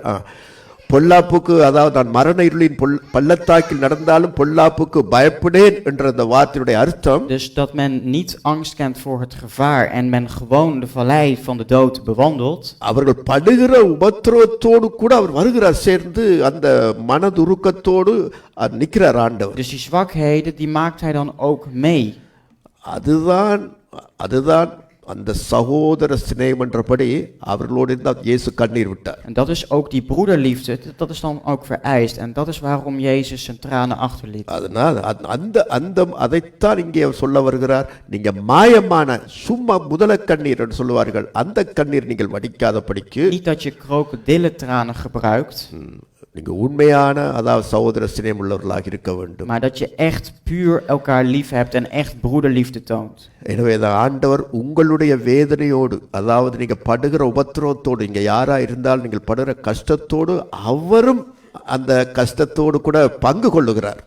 Dus die moeilijkheden die jij wellicht meemaakt, zwakke momenten die jij hebt, dat zijn ook momenten die de Heer met jou samen doorgaat. இதைத்தான் நாங்கள் எபிரேயர் 4:15 வாசித்தோம். அதாவது நம்முடைய பலவீனங்களை குறித்து பரிதபிக்க கூடாத பிரதான ஆசிரியர் நமக்கிராமல் எல்லா விதத்திலும் நம்மை போல் சோதிக்கப்பட்டும் பாவம் இல்லாதிருக்கிற மகா பிரதான ஆசிரியர் நமக்கு இருக்கிறார். Dus de hoge priester die in dit geval ons geen medelijden toont, is hij juist wel degene die medelijden toont op verzoek. அவரே அப்படி இருக்கும் பொழுது அவரை விசுவாசிக்கிற நீங்களும் நானும் எப்படிப்பட்ட சகோதர சிநேகமா இருக்க வேண்டும். Als hij van ons al zo ver houdt, in hoeverre moeten wij dan wel niet van elkaar houden? இன்றைய பாருங்க, ஒரு சின்ன காரியம் என்று சொன்ன உடனே சகோதரங்கள் பகப்பட்டு சபைக்கும் போகாமல் அங்கேயும் போகாமல் வீட்டுக்கும் போகாமல் சண்டை பிடிக்கிற காலத்தை பார்க்கும் பொழுது வேதனையான காலம். Om een klein dingetje al, dan haat men elkaar, komt men niet naar de gemeente, scheidt men, het is best wel triest. பெரிய பெரிய அதில் பார்க்கும் பொழுது கிறிஸ்தவம் எங்கே போய் கொண்டிருக்கிறது? Soms is de vraag van waar gaat het christendom wel niet naartoe? Bible ஒரு பக்கமா போகுது, கிறிஸ்தவர்கள் ஒரு பக்கமா போகிறார்கள். De Bijbel gaat één kant op en het christendom gaat de hele andere kant op. காரணம், En de reden daarvan is, அநேகர் பிழையான பிரசங்கங்கள், பிழையான சிந்தனைகள், பிரசங்கங்களை கேட்டு கேட்டு அந்த டைப்பாக மாறிக்கொண்டு போகிறார். men verandert qua type. Men luistert naar de verkeerde preken en naar de verkeerde gedachtes. அதாவது இது சொல்லப்போனா இதெல்லாம் நேரமாகும். Als ik dit allemaal moet opnoemen, dan zal de tijd wel gaan. வேதத்தை back to the Bible, வேதத்துக்கு வாங்க எல்லாரும். Terug naar de Bijbel. ஆண்டவருடைய உபதேசம், அப்போஸ்தலருடைய உபதேசம் என்ன என்பதை படிங்க. Wat is het standpunt van de Here en wat is het standpunt van de apostelen? அவர் என்ன எழுதியிருக்கிறார், இவர் என்ன எழுதியிருக்கிறார், இந்த யூடியூப்ல அவர் என்ன சொல்றார், அவர் சொல்றாருன்றெல்லாம் விடுங்க. பைபிளுக்கு வாங்க. Laat wat op YouTube staat of waar dan ook, laat dat links liggen, maar kom eens gewoon naar de Bijbel. கர்த்தர் என்னிடத்தில் என்ன எதிர்பார்க்கிறார்? Wat verwacht de Heere van mij?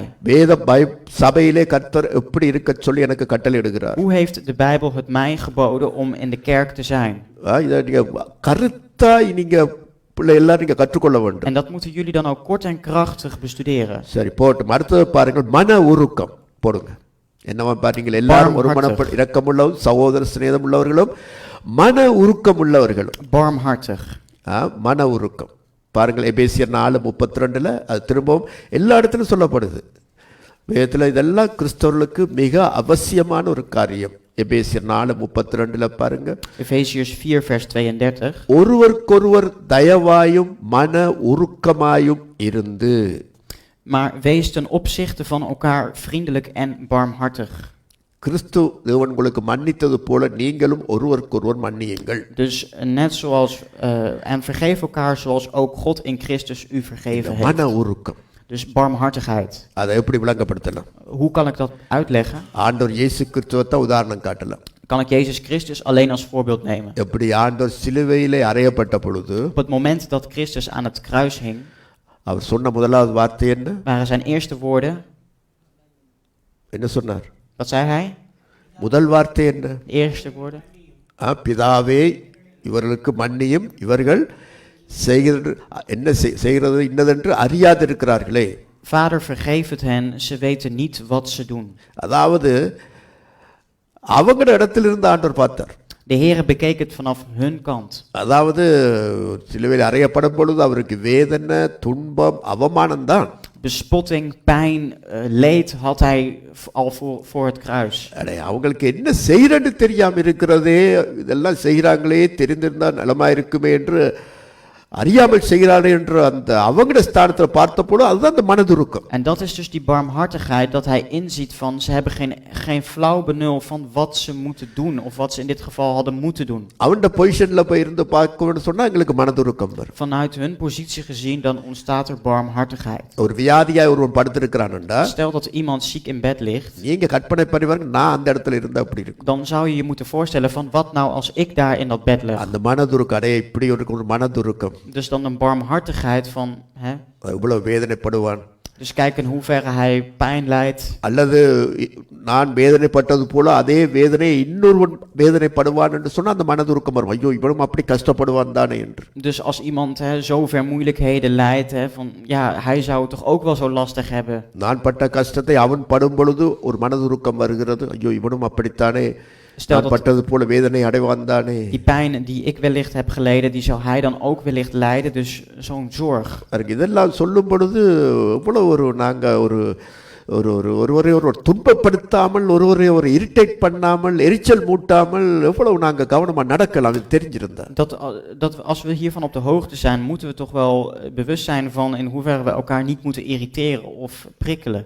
இதை சிந்திச்சு பாருங்க, இப்படிப்பட்ட ஒரு சபை எவ்வளவு ஒரு நல்ல சபையா இருக்கும். Wat voor een goede gemeente zou het dan wel niet zijn als dit er allemaal zou zijn? வாலிபர்கள், நீங்கள் பார்க்கிற வாலிபர்கள் எல்லாரும் இந்த மாதிரியான மைண்டுக்குள்ள வர வேண்டும். Jongeren en ook jongeren die hier mee zitten te kijken, jullie moeten dit soort gedachten in jullie doen opwekken. போட்டி, பொறாமை, அது இது, நீயா நானா, இதெல்லாம் இந்த காலத்துல ஏராளமா இருக்குது. Concurrentie, jaloezie, haat, dat is wat er tegenwoordig is. வாலிபர் என்றோன்னா ஏதோ போட்டி போட்டு அது இதுன்ற வாலிபர்ண்டா இதுதான் வாலிபர்கள். கண்ட்ரோல், தங்களுடைய டேலண்ட் இருக்குது, இப்படிப்பட்ட காரியத்தை கண்ட்ரோல் பண்ணக்கூடிய கட்டுப்பாட்டுக்குள்ள கொண்டு வரக்கூடிய. Jongeren moeten zichzelf in een controle zetten. Men moet een bepaalde houding aannemen. பாருங்க அடுத்தது நாங்கள் வாசிக்கிறோம், நீங்கள் இணக்கம்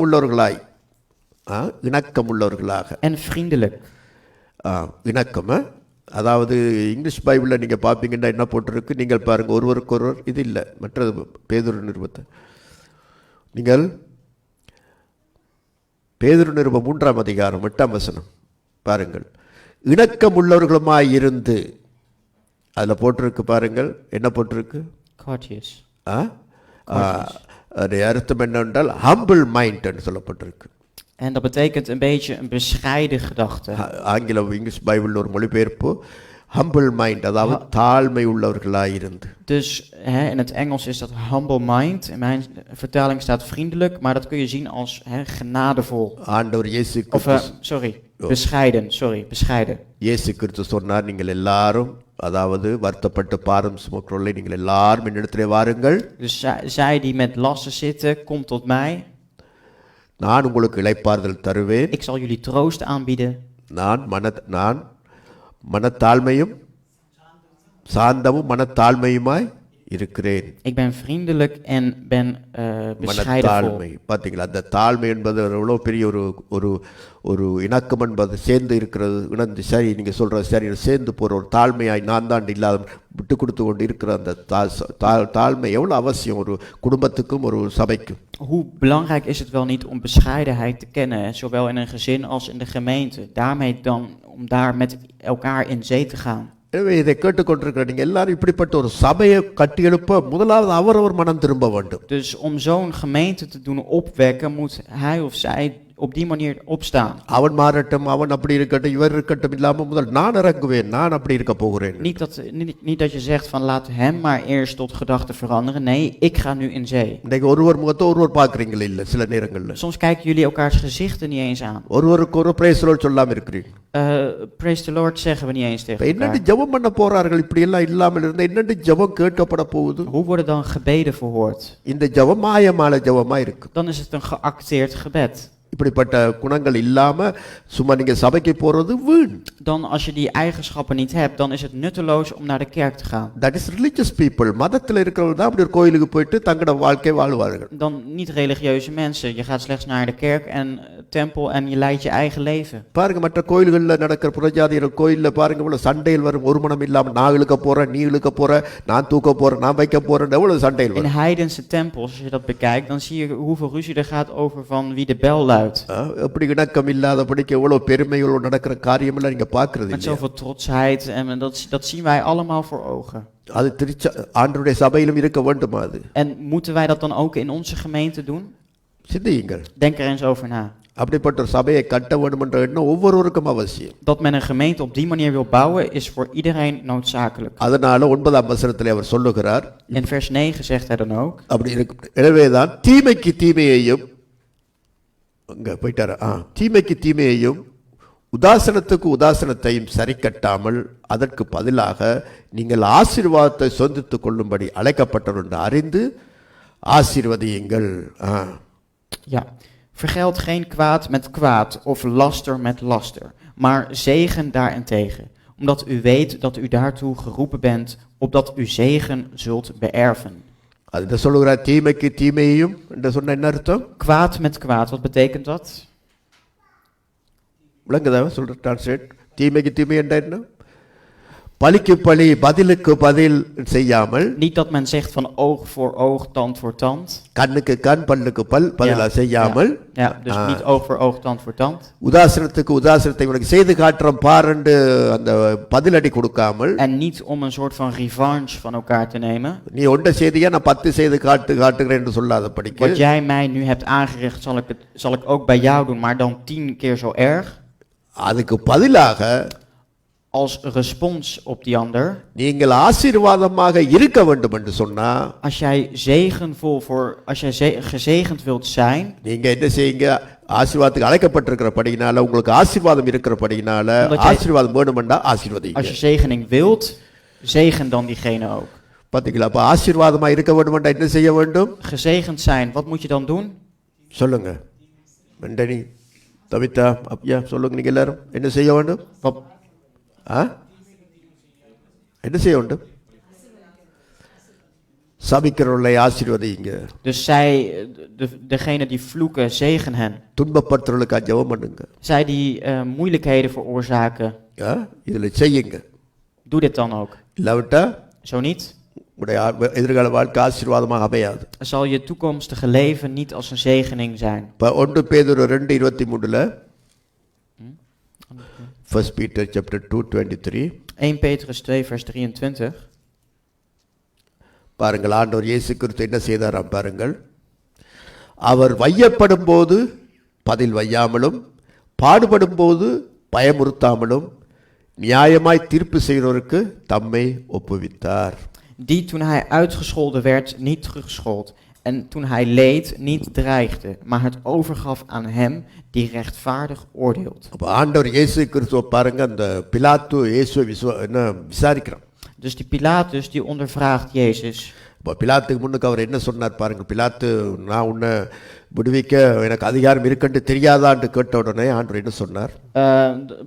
Op het moment dat Pilatus aan hem vroeg van, weet je dan niet dat ik de autoriteit heb om jou vrij te laten? Wat zei Jezus daarop? நீ பார், நியாயம் தீர்த்து பார், நான் ஆண்டவர் உன்னை அட்டிகாட்டி இருந்து பார், உனக்கு என்ன நடக்கும் என்று பாருன்னு ஏதாவது சொன்னாரா? Heeft de Heer iets gezegd van, let maar op, de Heer zal jou heel hard slaan hiervoor? அவர் சொன்னார், அதாவது பரத்திலிருந்து உமக்கு அதிகாரம் கொடுக்கப்பட்டால் ஒழிய என் மீது உமக்கு எந்த அதிகாரமும் இல்லை என்று.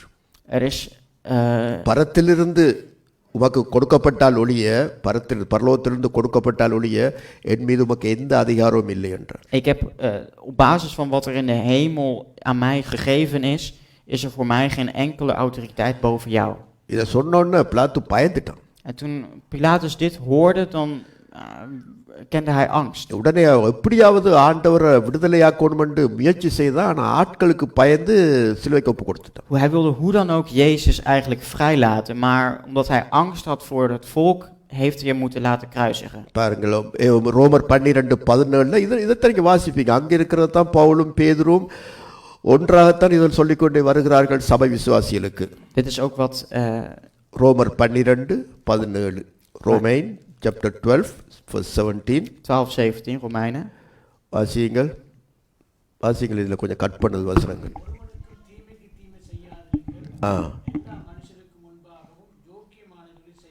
செய்ய நாடுங்கள். Vergeld niemand kwaad met kwaad. Wees bedacht op wat goed is voor alle mensen. பாருங்க, ஒருவனுக்கு தீமைக்கு தீமை செய்யாதிருங்கள். பேதுரு என்ன சொன்னாரோ அதைத்தான் பவுலும் எழுதுறாரு. அதாவது நீங்க எல்லாரும் மனுஷன் முன்பா நன்மையை செய்யுங்க, யோக்கியமானவளை செய்யுங்க, ஆசீர்வதிங்க. Dus wat Paulus hier zegt, dat zegt Petrus ook. Hè? Vergeld elkaar niet met kwaad. Doe juist het goede. அதாவது கெட்ட வார்த்தை, அழிந்து போகிற வார்த்தைகள் ஒன்றும் வராதபடிக்கு எச்சரிக்கையா இருங்க, செய்யாதிருங்கள் சொல்லுகிறார். Door geen slechte woorden te gebruiken of woorden die symbool staan voor dat men vergaat. Nee. அதாவது அழியும் வார்த்தைகள் ஒன்றை பிரயோகிக்கப்படுங்க, அழியும் வார்த்தைகள். Die woorden die duiden voor vergaan of vernietigen, gebruik die niet. நீ நாசமாய் போவ, நீ கெட்டு போவ, நீ அழிஞ்சு போவ, உன் குடும்பம் இடியும் போ, அது போகும் இது போகும் என்ற வார்த்தை வேண்டாம். Gebruik geen woorden als van je familie gaat ten onder, jij zult verwoest worden, je zult vergaan. Gebruik dit absoluut niet. மாறாக நீங்க என்ன செய்யுங்க, நீங்க ஆசீர்வாதமா இருக்க வேண்டுமானால் என்ன செய்யுங்கள்? Als je gezegend wil zijn, wat moet je dan doen? ஆசீர்வதிச்சிட்டு போங்க. Zegen hem dan ook. அப்படியா கர்த்தர் உங்களை ஆசீர்வதிப்பாராக. Oh, is dat zo? Mogen de Heer jou zegenen. நான் அப்படி சொல்லியிருக்கிறேன் குற்றஞ்சாட்டுறீங்களா? கர்த்தர் உங்களை ஆசீர்வதிப்பாரா, நீங்க நல்லா இருங்க. Beschuldig jij mij hiervan? Oké, God zegen. அந்த மாதிரியான வார்த்தைகளை, நல்ல வார்த்தைகளை பிரயோகம் பண்ணுங்க. Dit soort goede woorden, probeer die nou in de mond te nemen. அந்த ஆசீர்வாதம் நீங்க அவனை வாழ்த்தி ஆசீர்வதிக்கும் பொழுது அது கூட தலைக்கு தான் வருது. En als jij die zegen naar iemand anders zo geeft, dan zal die zegen ook zo naar jou worden toegeschonken. ஏனென்றால் நீங்கள் ஆசீர்வாதத்துக்கு அழைக்கப்பட்டவர்கள், ஆசீர்வதிக்கப்படுவீர்கள். Jullie zijn geroepen om gezegend te worden, dus op basis daarvan zul je ook gezegend worden. ஆபிரகாமை ஆண்டவர் அழைக்கும் பொழுது எப்படி அழைத்தார்? Hoe was de roeping van Abraham? உன்னை நான் ஆசீர்வதித்து. Ik zal jou zegenen. அப்ப உங்களையும் என்னை கர்த்தர் அழைக்கும் பொழுது நமக்கு முதல் வாக்கியம் என்ன? ஆசீர்வாதம். De eerste belofte is van wanneer de Heer ons zou roepen, hij zal ons zegenen. உங்களை ஆசீர்வதித்து அவர் உங்கள் மூலமாய் மற்றவர்களையும் ஆசீர்வதிக்க விரும்புகிறார். Jou gezegend hebbend zal hij anderen ook willen zegenen. அப்ப பாவிகள் ரட்சிக்கப்படுவது, Dat zondaars weer tot beïnkeer komen, தேவனுக்கு மகிமை. is ter verheerlijking van hem. தேவனுக்கு அது மகிமையா இருக்கிறது. Is een verheerlijking voor hem. எனவேதான் நாமும் கூட ஒரு காலத்துல சாபத்தின் பிள்ளைகளாக தான் இருந்தோம் என்பது மறக்க கூடாது. Wij waren ooit kinderen van de dood. நாங்களும் ஒரு காலத்துல சாபமான பிள்ளைகள் தான். நாங்கள் சாபத்துக்கு உட்பட்டவர்களாக இருந்தோம். Wij waren ook mensen die symbool stonden voor de dood ooit. கர்ஸ். ஆனால் தேவனும் நம்ம இரக்கத்தில் நம்மை மன்னித்து சாபத்திலிருந்து மீட்டு விட்டார். Maar de Heer heeft ons uit die vloek gehaald en heeft ons hier doen ontstaan. அதனால் நாங்கள் மற்றவர்களை சபிப்பதற்கு இல்லை. Dus dat wij dat niet zouden moeten gebruiken om anderen weer te vervloeken. அப்ப ஆண்டவராகிய இயேசு கிறிஸ்து பாருங்க, அதாவது அவருடைய காலத்துல ஒரு ஒரு கையமையுமா விபச்சாரத்தில் ஈடுபட்ட ஸ்திரியை கொண்டு வந்து நடுவில் நுப்பாட்டி போட்டு கேட்டார்கள், இது மோசேயுடைய சட்டத்தின்படி கல்லெறிஞ்சு கொள்ள வேண்டும் என்று. Op het moment bij Jezus werd er een vrouw naar voren geschoven en zij werd beticht van prostitutie. En er werd gezegd van dat wat Mozes, volgens de wetten van Mozes, zouden we haar moeten stenigen. அப்ப ஆண்டவர் கல்லெறிய வேண்டாம் என்று சொல்லியிருந்தா என்ன நடந்திருக்கும்? Wat was er gebeurd als de Heer had gezegd van nee, gooi geen steen? கல்லெறிய வேண்டாம், உங்களிலே பாவம் இல்லாதவன் முதலாவது கல்லை எறி என்று சொல்லியிருந்தா என்ன நடந்திருக்கும்? Wat was er gebeurd als hij had gezegd van nee, gooi nou geen steen? Hij die geen zonde heeft gepleegd, gooi die maar de eerste steen. என்ன நினைக்கிறீங்க? Wat denk je? அவ்வளோ கல்லும் ஆண்டருக்கு மேல வந்திருக்கு. Er waren al die stenen op de Heer geweest. என்ற சட்டம் கல்லெறிந்து கொல்லப்பட வேண்டும் பப்ளிக்ல. De wet is dat men moet stenigen. Dat moet in het openbaar gebeuren. எனவே அந்த கல்லெறிதல் ஆண்டவர் தடுக்கல. Dus hij heeft de stenen, het werpen van de stenen heeft hij niet verhinderd. ஞானமா தப்புவிக்கிறார், உங்களிலே பாவம் இல்லாதிருக்கிற முதலாவது கல்லை எறியுங்கள். Hij heeft wijs gehandeld en gezegd van wie van jullie geen zonde heeft gepleegd, laat die dan de eerste steen gooien. எனவே தான் மனசாட்சியில குத்தப்பட்டவர்களா அவன் போட்டுட்டு அவன் போய் விட்டான்னு பார்க்கிறோம். En ieder die zeg maar van binnen een schuldgevoel creëerde, verliet de plek. எனவே தான் பாருங்க, அந்த மாதிரியான ஒரு கட்டத்துல ஆண்டவர் அந்த பெண்ணை தப்புவிக்கிறதும் ஒரு அருமையான ஒரு காரியம் உண்டு. En dus kijk op wat voor manier, mooie zaak, hoe de Heer deze vrouw redt. எனவே தான் நாங்கள் உதாசீனத்துக்கு உதாசீனம் அப்படி இல்லாதபடிக்கு அவர் என்ன சொன்ன நன்மை செய்யும்படியாக. Dus dat men niet kwaad voor kwaad vergeldt, maar dat men juist het goede doet voor elkaar. பாருங்கள், ஆசீர்வாதத்தை அதுக்காகத்தான் நாம் சமாதானத்துக்காகத்தான் நாம் சமாதானம் பண்ணுறதுக்கு தான் நாம் அழைக்கப்பட்டிருக்கிறோம். Om uiteindelijk vrede met elkaar te stellen, dat is waarvoor we ook geroepen zijn. அதாவது நியாய தீர்ப்பு ஊழியத்துக்காக ஆண்டவர் நம்மை அழைக்கவில்லை. Wij zijn niet gekomen om hier te gaan oordelen. இப்ப சுவிசேஷம் ஒருவருக்கு அறிவிக்க போனா என்னத்தை நாம் முதல்ல அறிவிக்க வேண்டும்? Wat moeten we als eerste verkondigen zodra we aan iemand het evangelie vergeven? அதாவது நாங்கள் சாபத்தை குறித்து பேசணுமா? Praten wij dan over de vervloeking of de dood? ஒரு சுவிசேஷம் அறிவிக்க போனா சாபத்தை குறித்து பேச வேண்டுமா? நீங்களா சபிக்கப்பட்டார்கள், உங்களை எல்லாரும் ஆண்டவர் நரகத்தில் தள்ளி விட்டுருவாருன்னு அதை சொல்ல வேண்டுமா? Moeten wij zeggen van jullie zijn allemaal vervloekt, jullie gaan allemaal naar de hel? எதை சொல்ல வேண்டும்? Wat moeten we dan zeggen? சுவிசேஷம் அறிவிக்க வேண்டாம், முதலாவது எதை சொல்ல வேண்டும்? Wat moeten we eerst zeggen? முதலாவது அதான் பரலோகத்தை குறித்து பேசுங்க, பிறகு நரகத்தை குறித்து பேசலாம். Praat eerst over de hemel en praat dan over de hel. நித்திய ஜீவனை குறித்து பேசுங்க, அப்புறம் மரணத்தை குறித்து பேசலாம். Praat eerst over het eeuwige leven en praat dan over de dood. சமாதானத்தை குறித்து பேசுங்க. Praat over vrede. போனோடனே நரகம் ஒன்று இருக்கு, உன்னை அக்கடி கடல் ஒன்று இருக்கு, போகாதவனை தள்ளுவார் அடிப்பார், அதெல்லாம் வேண்டாம், அது சொல்லலாம், அது கடைசி. முக்கியமாக நாங்கள் சொல்ல வேண்டிய ஒருவனுக்கு நீ ஆண்டவர் இயேசு கிறிஸ்துடைய நீங்கள் சொன்னபடி தேவ அன்பு பரலோகம் அது இதுகளைத்தான் நாங்கள் முதல் சொல்ல பழக வேண்டும். Wij moeten eerst leren om eerst over Gods liefde te praten en over de hemel te praten en daarna pas over het eeuwige vuur of de dood. Dat is allemaal iets wat later komt. இந்த John Wesley எத்தனை பேருக்கு தெரியும்? Wie kent er John Wesley? உங்களை எத்தனை பேருக்கு John Wesley தெரியும்? John Wesley. தெரியுமா? எத்தனையோ பேர் இங்கிலாண்டில் இருக்கிறவங்களுக்கே தெரியாது ஜான் வெஸ்லி. நான் சொல்கிறேன், ஜான் வெஸ்லி லண்டன் இங்கிலாந்து தேசத்தை சேர்ந்த ஒரு பெரிய மாபெரும் சுவிசேஷகர். Een evangelist, wel bekend in Engeland, zelfs mensen daar kennen hem niet. கேளுங்கள், இங்கிலாண்டில் இருப்பவர்களே கேளுங்கள். Dus mensen die uit Engeland meekijken, luister goed naar hem. இவர் ஒரு குதிரையில் போய்கொண்டிருந்த அந்த நாட்களில் காரில் குதிரையில் போய்கொண்டிருக்கும் பொழுது ஒரு திருடம் பிடிச்சிட்டான் அவரை. Hij ging te paard en een rover had hem te pakken. பிடிச்சு இறங்கடா கொண்டு வா காசை அவனை கேட்ட பொழுது கத்தியை காட்டி De bandiet toonde zijn mes en zegt van hier, laat nu je geld zien. அவருடைய தன்ற காசை எடுத்து En pakte zijn geld. அந்த கல்லட்டை கொடுத்து இந்த வச்சுக்கொள். En hij gaf het aan hem en zei van hou het maar. எப்பயாவது உனக்கு இந்த களவெடுத்த காரியம் குறித்து உனக்கு ஒரு குற்ற உணர்வு வந்தா நீ இயேசு கிறிஸ்துவிட்ட போயிடு, வேற யார்ட்டையும் போயிடாருன்னு சொல்லிட்டு விட்டார். Wanneer je hierover schuldig voelt, ga dan naar niemand anders toe, maar ga dan naar Jezus toe. கள்ளன் போக விட்டு போட்டு யோசிச்சார். En de bandiet die liet hem dan gaan en begon na te denken. எத்தனையோ பேர்கிட்ட களவெடுத்து இருக்கிறான், அவன் அப்படி இப்படி இந்த மனுஷன் சொன்னா எடுத்து கொடுத்து போட்டு உனக்கு குற்றம் இது பாவம் என்று குற்ற உணர்வு வந்தா நீ இயேசு கிறிஸ்துவை நோக்கி கூப்பிடு, அவர் எல்லாத்தையும் மன்னிச்சு உன்னை விடுதலை பண்ணிடுவார், அவர்கிட்ட போயிடட்டு இப்படி சொல்லிட்டு போறானே என்று. Ik heb van zoveel mensen heb ik iets gestolen, ik heb zoveel mensen overvallen, maar deze man die zegt wanneer ik iets van hem steel wanneer ik een schuldgevoel zou krijgen, dat ik naar Jezus moet gaan en dat Jezus mij dan zou verlossen. அந்த வார்த்தையில் அவனுக்கு அந்த 2 நாள் யோசிச்சு 3ஆம் நாள் அவன் கொண்டு போய் காசையும் கொடுத்து அவற்றை காலில் விழுந்து அப்பா நான் என்ன மன்னிச்சிரண்டு இயேசு கிறிஸ்து சொந்த ரட்சகர்கிட்ட சாட்சி சொல்லி கொண்டு தெரிஞ்சான். 2-3 dagen lang zat hij erover te piekeren en dacht hij erover na, hield hij het niet meer vol, is hij terug naar hem gegaan, viel op zijn knieën, bood vergiffenis aan, gaf het geld terug en verkondigt nu ook over Jezus en தீமைக்கு தீமை செய்யாம நீ களவெடுத்துட்டியா, நீ 10 ரூபா 10 euro எடுத்தியா, 100 euro கையால கட்ட வேண்டாம், அந்த மாதிரி ஒரு கதை பேச்சும் இல்லை. Er is geen enkele gedachte van jij steelt nu hier een tientje van mij, ik zorg ervoor dat jij 100 euro misloopt. அந்த மாதிரி ஒரு பயமுறுத்தல் தான் ஆண்டவர் இயேசு கிறிஸ்து அவர் பயமுறுத்தாமலும் பதிலடி செய்யாமலும் zonder iemand te bedreigen of te waarschuwen voor dit. நியாயமாய் தீர்ப்பு செய்கிறவர்களுக்கு ஒப்பு கொடுத்துட்டு எல்லாத்தையும் ஏற்றுக்கொண்டு சமாதானமா போனார். Rechtvaardig hiermee omgaan en met vrede voortgaan. எனவேதான் இது ஒரு கிறிஸ்தவ வாழ்க்கையில் ஒரு மிக அவசியம் என்னவென்று சொன்னால் தீமைக்கு நன்மை செய்வது. தீமைக்கு தீமையை செய்யாட்டிலும் பரவாயில்லை, அதாவது தீமைக்கு நன்மை செய்யாவிட்டாலும் தீமைக்கு தீமை செய்யாம இருக்கணும். Misschien geen kwaad voor goed doen of goed voor kwaad, maar in ieder geval geen kwaad voor kwaad doen. Okay, 10ஆம் வசனத்துக்கு வாங்க. Vers 10. 1 பேதுரு, ஜீவனை விரும்பி நல்ல நாட்களை காண வேண்டும் என்று இருக்கிறவன் பொல்லாப்புக்கு தன் நாவையும் கபடத்துக்கு தன் உதடுகளையும் விலக்கி காத்து.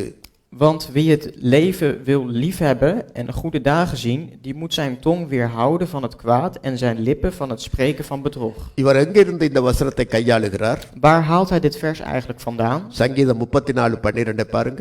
Psalm 34 vers 12. பாத்தீங்களா, அதான் வேத அறிவுகள் நமக்கு இருக்குமெண்டா இவ்வளோ நல்லது. பேதுருவை பார்த்தீங்களா, சாதாரண மீனவர் என்று சொன்னாலும் அவருக்கு வேத அறிவை பார்த்தீர்களா?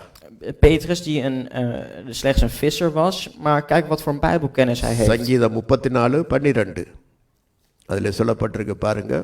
சங்கீதம் 34:12 வாசிங்க ஒருவர்.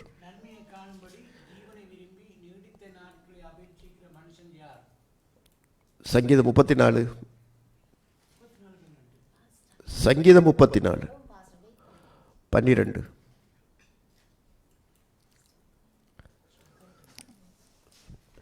நன்மையை காணும்படி ஜீவனை விரும்பி நீடித்த நாட்களை அபேட்சிக்கிற மனுஷன் யார்? Wie is de man die vreugde vindt in het leven, die dagen lief heeft om het goede te zien? அது கீழே உன் நாவை பொல்லாப்புக்கும் உன் உதடுகளை கபட்டு வசனிப்புக்கும் விலக்கி காத்துக்கொள். காத்துக்கொள். Behoed je tong voor het kwaad en je lippen voor het spreken van bedrog. அப்ப பாருங்க, பொல்லாப்புக்கும் கபட்டு வசனிப்புக்கும் எதை காத்துக்கொள்? நாவு. நாவு உதடு ரெண்டும் ஒன்றுதான். Behoed je tong en je lippen. பாருங்கள், அதை விலக்கி கொண்டால் என்ன உண்டாகும் பாருங்கள். Wat ontstaat er als je daarvan afkeert? அதுதான் நாங்கள் பேதுரு நிருபத்துக்கு போங்க. பேதுரு Dan Nirupam. moeten we weer terug naar de brief van Petrus. இதை நல்லா கட்டுங்கள். உன் நாவை பொல்லாப்புக்கும் உன் உதடுகளை கபட்டு வசனிப்புக்கும் ஒருவன் விலக்கி காத்து கொண்டால் அவனுக்கு என்ன கிடைக்கும்? Wat ontvangt men hierbij als men zich afkeert? ஜீவனை விரும்பி நல்ல நாட்களை காண வேண்டும் என்று இருக்கிறவன் பொல்லாப்புக்கு தன் நாவையும் கபடத்துக்கு தன் உதடுகளையும் விலக்கி காத்து அவன் நல்ல நாட்களை காணுவான். Want wie het leven lief wil hebben en goede dagen zien, die moet zijn tong weerhouden van het kwaad en zijn lippen van het spreken van bedrog. Good days, நல்ல நாட்கள், ஜீவனை விரும்பி நல்ல நாட்களை அவன் காண்பான். Hij zal dan ook goede dagen zien. அப்ப ஒரு நல்ல நாட்கள் நம்முடைய வாழ்க்கையிலே காணப்பட வேண்டுமானால், மகிழ்ச்சியா நல்ல நாட்கள் என்பது சந்தோஷமான நாட்கள் உன்னுடைய வாழ்க்கையிலே காணப்பட வேண்டுமானால், Goede dagen of vreugdevolle dagen, als men dat wil zien, என்ன செய்ய வேண்டும்? wat moet men dan doen? என்ன சொல்லுங்க? பொல்லாப்புக்கு கபட்டு விலக்கி காத்துக்கொள். Weerhouden van het kwaad met zijn tong en zijn lippen van spreken van bedrog. இதைத்தான் யாக்கோபும் சொல்லுகிறார், நாவும் நெருப்பு. Dus zegt Jacobus ook, je tong is net een vlam. அது சிறிய அவயவமா இருந்தும் Het is wellicht een klein orgaan, ஒருவனுடைய வாழ்க்கையே கொளுத்தி விட்டுரும். maar het kan iemands leven volledig in de fik steken. ஒரு வசனம், ஒரு வார்த்தை ஒருவனை உடைச்சு போட்டுரும். Slechts een paar woorden kan iemand helemaal kapot maken. அதே சமயம் ஒரு வார்த்தை, ஒரு வசனம் ஒருவனை கட்டியும் எழுப்பும். Een woord of een vers kan iemand ook doen bouwen. பாருங்க, அது ஒரு அதைத்தான் சொல்லுகிற மிக நாவை, அதாவது யாக்கோபு கேட்கிறார், இந்த நாவை கட்டுப்படுத்த யாரால முடியாது என்று. Wie is er wellicht niet in staat om de tong in stand te houden? அது அநீதி நிறைந்த உலகம் என்று சொல்லுகிறார். அநீதி, அன்ரைச்சஸ் வேர்ல்ட் என்று சொல்றார். Een onrechtvaardige wereld is het. அப்ப இந்த நாவை ஒரு மனுஷன் அல்லது ஒரு மனுஷி அல்லது மக்கள் தன்னுடைய நல்ல நாட்களை, சந்தோஷமான காலங்களை அவன் காண வேண்டுமானால், keep your tongue. Dus als men goede dagen wilt zien, beheers dan je tong. பாருங்கள், சில மக்களுக்கு சில பழக்கம் உண்டு, அதாவது சமாதானமாய் பேசுகிறோம், ஒரு செய்ய வேண்டும் என்ற எண்ணம் இருக்கு. Sommige mensen hebben wel de bedoeling om vrede te sluiten.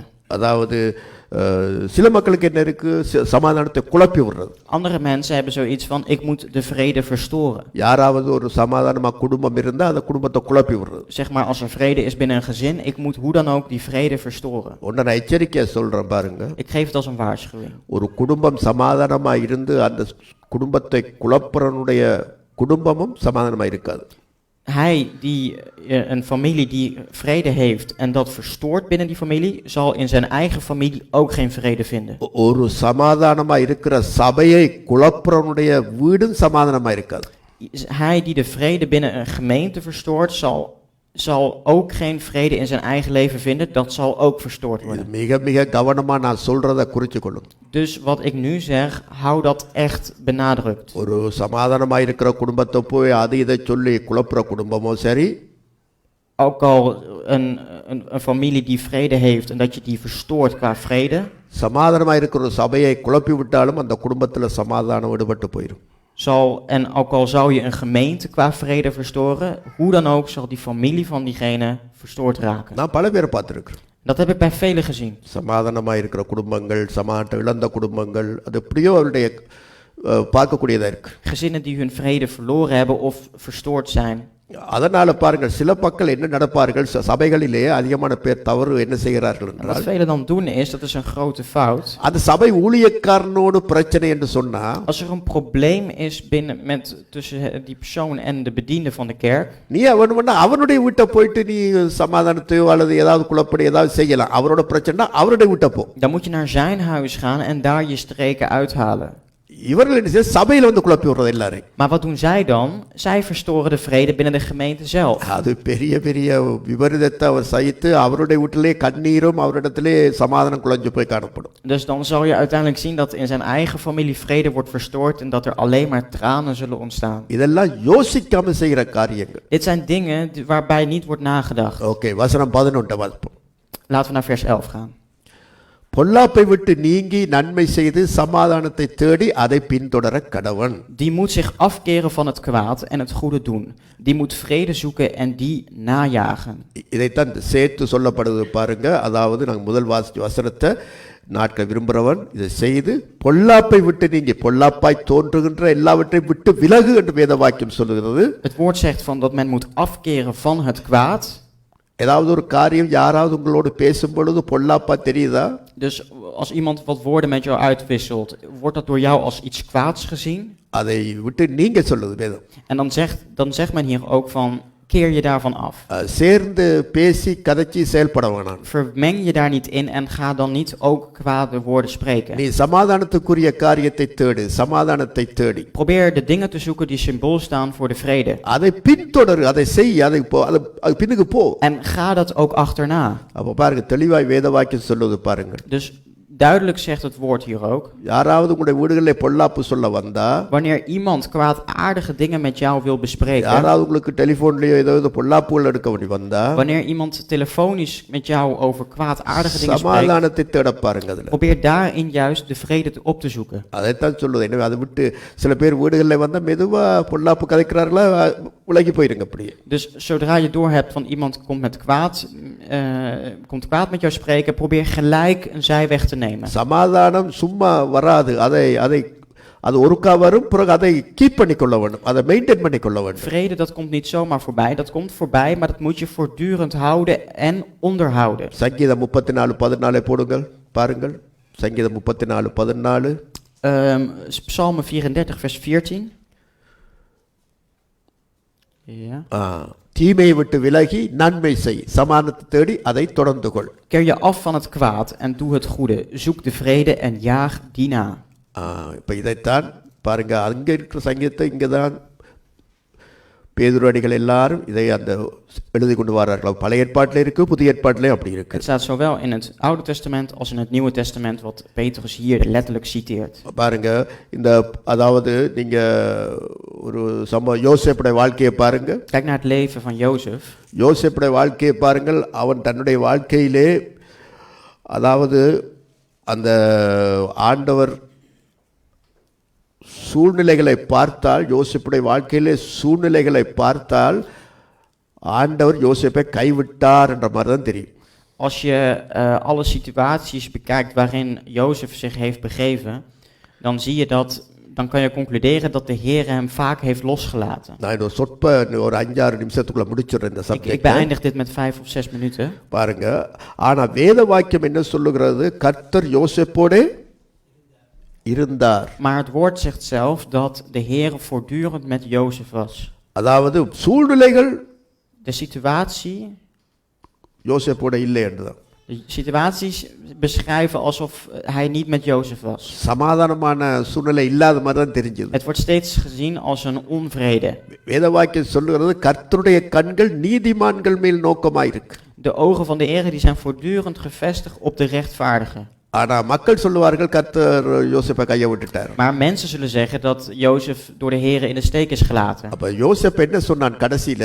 Wat zei Jozef op het eind? தன்னுடைய சகோதரர்களுக்கு, நீங்கள் எனக்கு தீமை செய்ய நினைத்தீர்கள், Jullie dachten mij kwaad te hebben gedaan. ஆனால் கர்த்தரோ அதை நன்மைக்கு முடிச்சு விட்டார். En God heeft dat als iets goeds voor mij voortgebracht. தீமைக்கு பதிலா நன்மை செய்த மனுஷன். In plaats van dat mij iets kwaads werd aangedaan, heeft de Heer daar iets goeds van gemaakt. எனவேதான் வேத வாக்கியம் சொல்லுகிறது சமாதானம் பண்ணுகிறவர்கள் தேவனுடைய புத்திரர்கள் எனப்படுது. En zij die vrede stichten, zij worden als zonen van God gezien. எனவேதான் சமாதானத்தின் மக்களாக இருக்க பிரயாசப்படுங்க.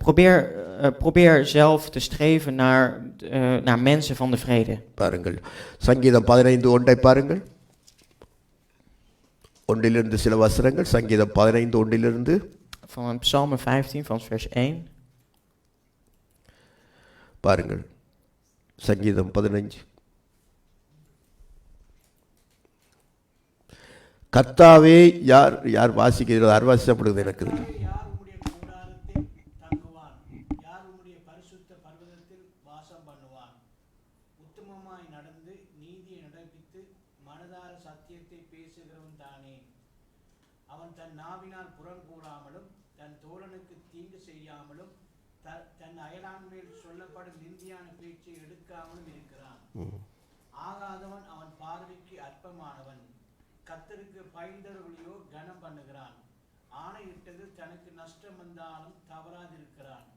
தன் பணத்தை போதும் வாசிங்க நல்ல Ja, Heere, wie zal verblijven in uw tent? Wie zal wonen op uw heilige berg? Hij die oprecht wandelt en gerechtigheid beoefent, die met zijn hart de waarheid spreekt, die met zijn tong niet lastert, zijn vrienden geen kwaad doet en geen smaad jegens zijn naast op de lippen neemt. In zijn ogen is de verworpene veracht, maar wie de Heere vrezen, eert hij. Heeft hij gezworen tot zijn schade, zijn eed verandert hij evenwel niet. Zijn geld leent hij niet uit tegen rente, een geschenk ten nadele van de onschuldige aanvaardt hij niet. பாருங்கள் இதைத்தான் சொல்லுகிறது பாருங்கள் கர்த்தாவே யாரோடு நீங்க இருப்பீங்க En de vraag is van, Heere, met wie zal u dan verblijven in uw tent? யாரோடு நீங்க இருப்பீங்க Met wie bent u dan? யாரோட இருப்பீங்க யாற்ற வீட்டை நீங்க இருப்பீங்க யார் உங்களோட வீட்டை இருப்பான் என்று கேட்டா இந்த இருக்கு உத்தமனாய் நடந்து நீதியை நடப்பித்து மனதார சத்தியத்தை பேசுறவன் தானே Dus அவன் தன் நாவினால் புறங்கூறாமல் பார்த்தீங்களா நாவினால் புறங்கூறாமல் தன் தோழனுக்கு தீங்கு செய்யாமல் தன் அயலான் மேல் சொல்லப்பட்ட நிந்தையான பொல்லாப்பை எடுக்காமலும் இருக்கிறான் அவ்வளோ ja, dus van wie is dat dan die dan daar verblijft? Nou, dat zie je van vers 2 tot 5. Hij die oprecht wandelt, die zijn tong niet lastert. Al die kenmerken, hij zal met hem verblijven. எனவே நாம் பொல்லாப்புகள் அதை இதை சமாதானத்தை குலைக்கிற கதைகள் அப்படி இப்படி பிரிவினை எல்லாம் பேசிக்கொண்டு ஆண்டவரே கர்த்தாவே நீர் என்னோடு கூட இருக்கிறன்றது பொய்யான மாயமான பொய். Het zou een leugen zijn als men zegt van ik zou vrede hiermee gaan verbreken en ik zou met de Heere toch omgeven. பாருங்க அதைத்தான் நான் திரும்ப சொல்றேன் யோசேப்புக்கு நீதிமான் மீது அவருடைய கண் இருந்தபடியால்தான் அந்த அவன் தீமைக்கு நன்மை செய்யக்கூடியது ஒரு மனுஷனாக இருந்தால் யாரும் அதை பார்க்கல. Dus omdat dus de ogen van de Heere gevestigd waren op een rechtvaardige, was Jozef ook niet in staat om kwaad te verrichten. பாருங்க அவர் அந்த வீணாக குற்றஞ்சாட்டப்பட்டு சிறைச்சாலைக்குள்ளே இருக்கிறார் யோசேப். Hij werd ten onrechte veroordeeld en in de gevangenis gegooid. அப்பொழுது அவரோடு கூட சேர்ந்து ரெண்டு பேரை தூக்கி போடுகிறார்கள் அந்த சிறைச்சாலைக்குள்ள யோசேப்போடு. Twee anderen werden ook met Jozef in de gevangenis gegooid. அந்த ரெண்டு பேரும் துக்கமுகமா இருந்தாங்க. En die twee hadden allebei een sip gezicht. இந்த யோசேப்புக்கு தேவையா நீ துக்கமா இருந்தா என்ன மகிழ்ச்சியா இருந்தா எனக்கு என்ன நான் எனக்கே இப்படிப்பட்ட காரியம் இருக்குன்னு அவர் பேசாம இருந்திருக்கலாம்.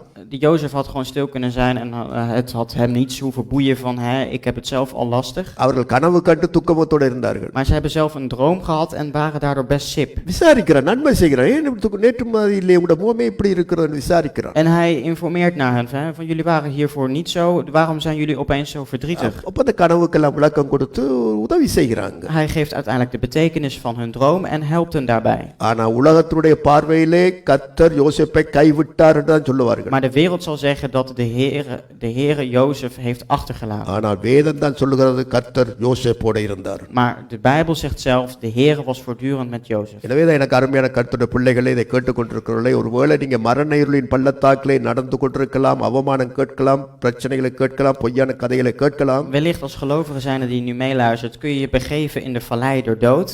நீங்கள் கர்த்தருடைய கண்கள் நீதிமான் மேல இருக்கிறபடியினால நீங்க இந்த நீதியான காரியத்துல எந்த பொல்லாப்பு எடுக்காதபடிக்கு நீங்களுடைய வாழ்க்கை வாழுங்கள். கர்த்தருடைய கண்கள் உங்கள் மேல தான் இருக்கு.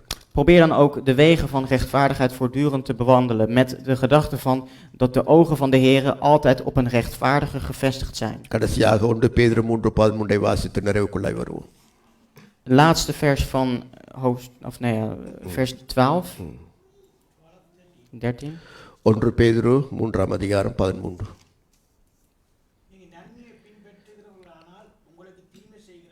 யார் நீங்கள் நன்மையை பின்பற்றுவீர்களானால் உங்களுக்கு யார் தீமை செய்ய முடியும்? En wie is het die u kwaad zal doen als u navolgers bent van het goede? இதுதான் யோசேப்போட வாழ்க்கையில நடந்தது. Dit gebeurde ook in Jozefs leven. அவன் நன்மைகளை செய்தான் கடைசி யார் தீமை அவன் பெரிய ஆளாகி பெரிய ஆசீர்வாதத்தை நல்ல நாட்களை கண்டான். Hij heeft uiteindelijk het goede kunnen zien, dus wat heeft hem uiteindelijk kwaad gedaan? எனவேதான் துன்மார்க்கமாய் நடப்போமானால் துன்மார்க்கருடைய விளக்கு காரிருளில் அணைந்து போகும்.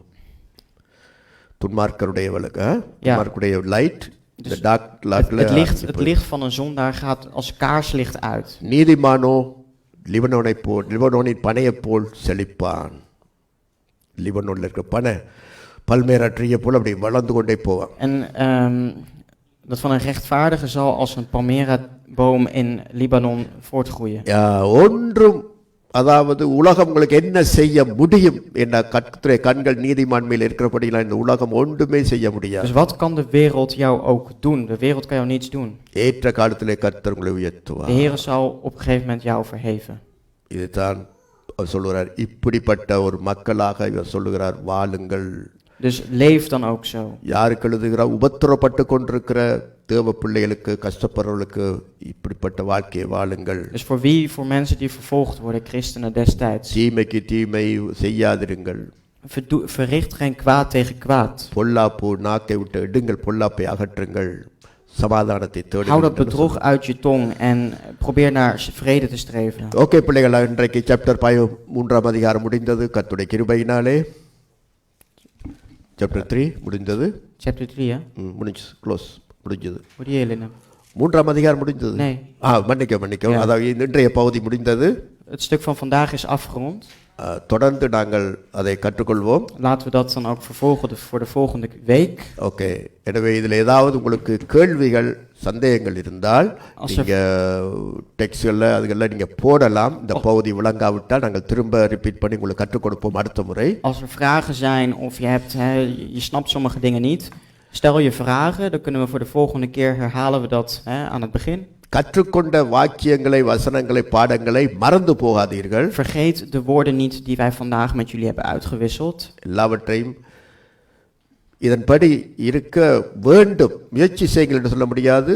இப்படித்தான் வாழ வேண்டும் ஒரு கிறிஸ்தவன். Verricht moeite om dat dan ook na te streven. Het is de plicht van een christen om dit soort daden te verrichten. எனவே வேதத்திலே காட்டப்படுகிற கிறிஸ்தவனை கிறிஸ்தவர்கள் மாதிரி வாழ பாருங்க. Probeer zoals de Bijbel het zegt als een christen zodanig te leven. அப்பொழுது உங்களுக்கு நல்ல நாட்களை காண்பீர்கள். Dan zullen jullie vele dagen worden gezien.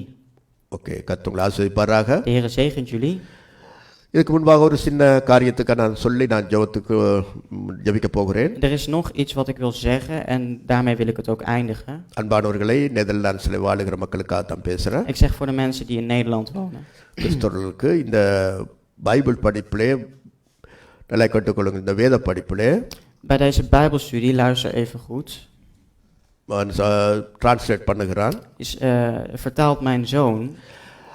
இது உங்களுக்கு பிரயோஜனமாக இருக்கும் என்று சொன்னா, als het voor jullie nuttig is, நீங்கள் வெப்சைட்டில், நம்முடைய வெப்சைட் அதாவது ஃபேஸ்புக்கில் போய் நீங்கள் லைக் பண்ண வேண்டும். இது எங்களுக்கு, அதாவது இப்படி கட்ட விரலை போட்டு நீங்கள் யாராக இருந்தாலும் நீங்கள் அதில் போட்டு காட்ட வேண்டும். இது பிரயோசனமாக இருக்குது என்று போட்டால் எங்களுக்கு மிக பிரயோசனமாக இருக்கும். Wie je ook bent, maar als jij deze vertaling als iets nuttigs ziet of denkt van het is handig voor mij, ga dan even naar de vorige post, naar de vorige upload van Facebook toe en like dat bericht. Dan weten wij dat het nuttig is voor sommige mensen. தேவனுடைய, அதாவது நம்முடைய ஜீவொளி திருச்சபை அல்லாத வேற சபைகளை சேர்ந்தவர்கள் என்றாலும் நீங்கள் பரவாயில்லை, நீங்கள் தாராளமாக நீங்கள் லைக் பண்ணலாம். அப்படி உங்களுடைய பேர் வர உங்களுக்கு இஷ்டம் இல்லாவிட்டால் நீங்கள் என்னுடைய டெலிஃபோன் நம்பரை போட்டு நீங்கள் என்னோட தொடர்பு கொள்ளலாம். நான் இதெல்லாம் சீக்ரெட்டாக ரகசியமாக வைத்துக்கொள்ளக்கூடும். Mocht je liever niet je naam in willen verwerken, dat je naam openbaar is, je wilt liever niet liken, dan kun je mij ook een privé-appje sturen naar mijn mobiele nummer en daarin zeggen dat je dit handig vindt of niet. என்னுடைய டெலிஃபோனுக்கு நீங்கள் அதாவது பெரிய வசனம் ஒன்று பொறுத்தவில்லை, interested என்று மட்டும் போட்டால் போதும். Als je slechts zegt van ik ben hierin geïnteresseerd dat deze vertaling doorgaat, dan kunnen we dat doen.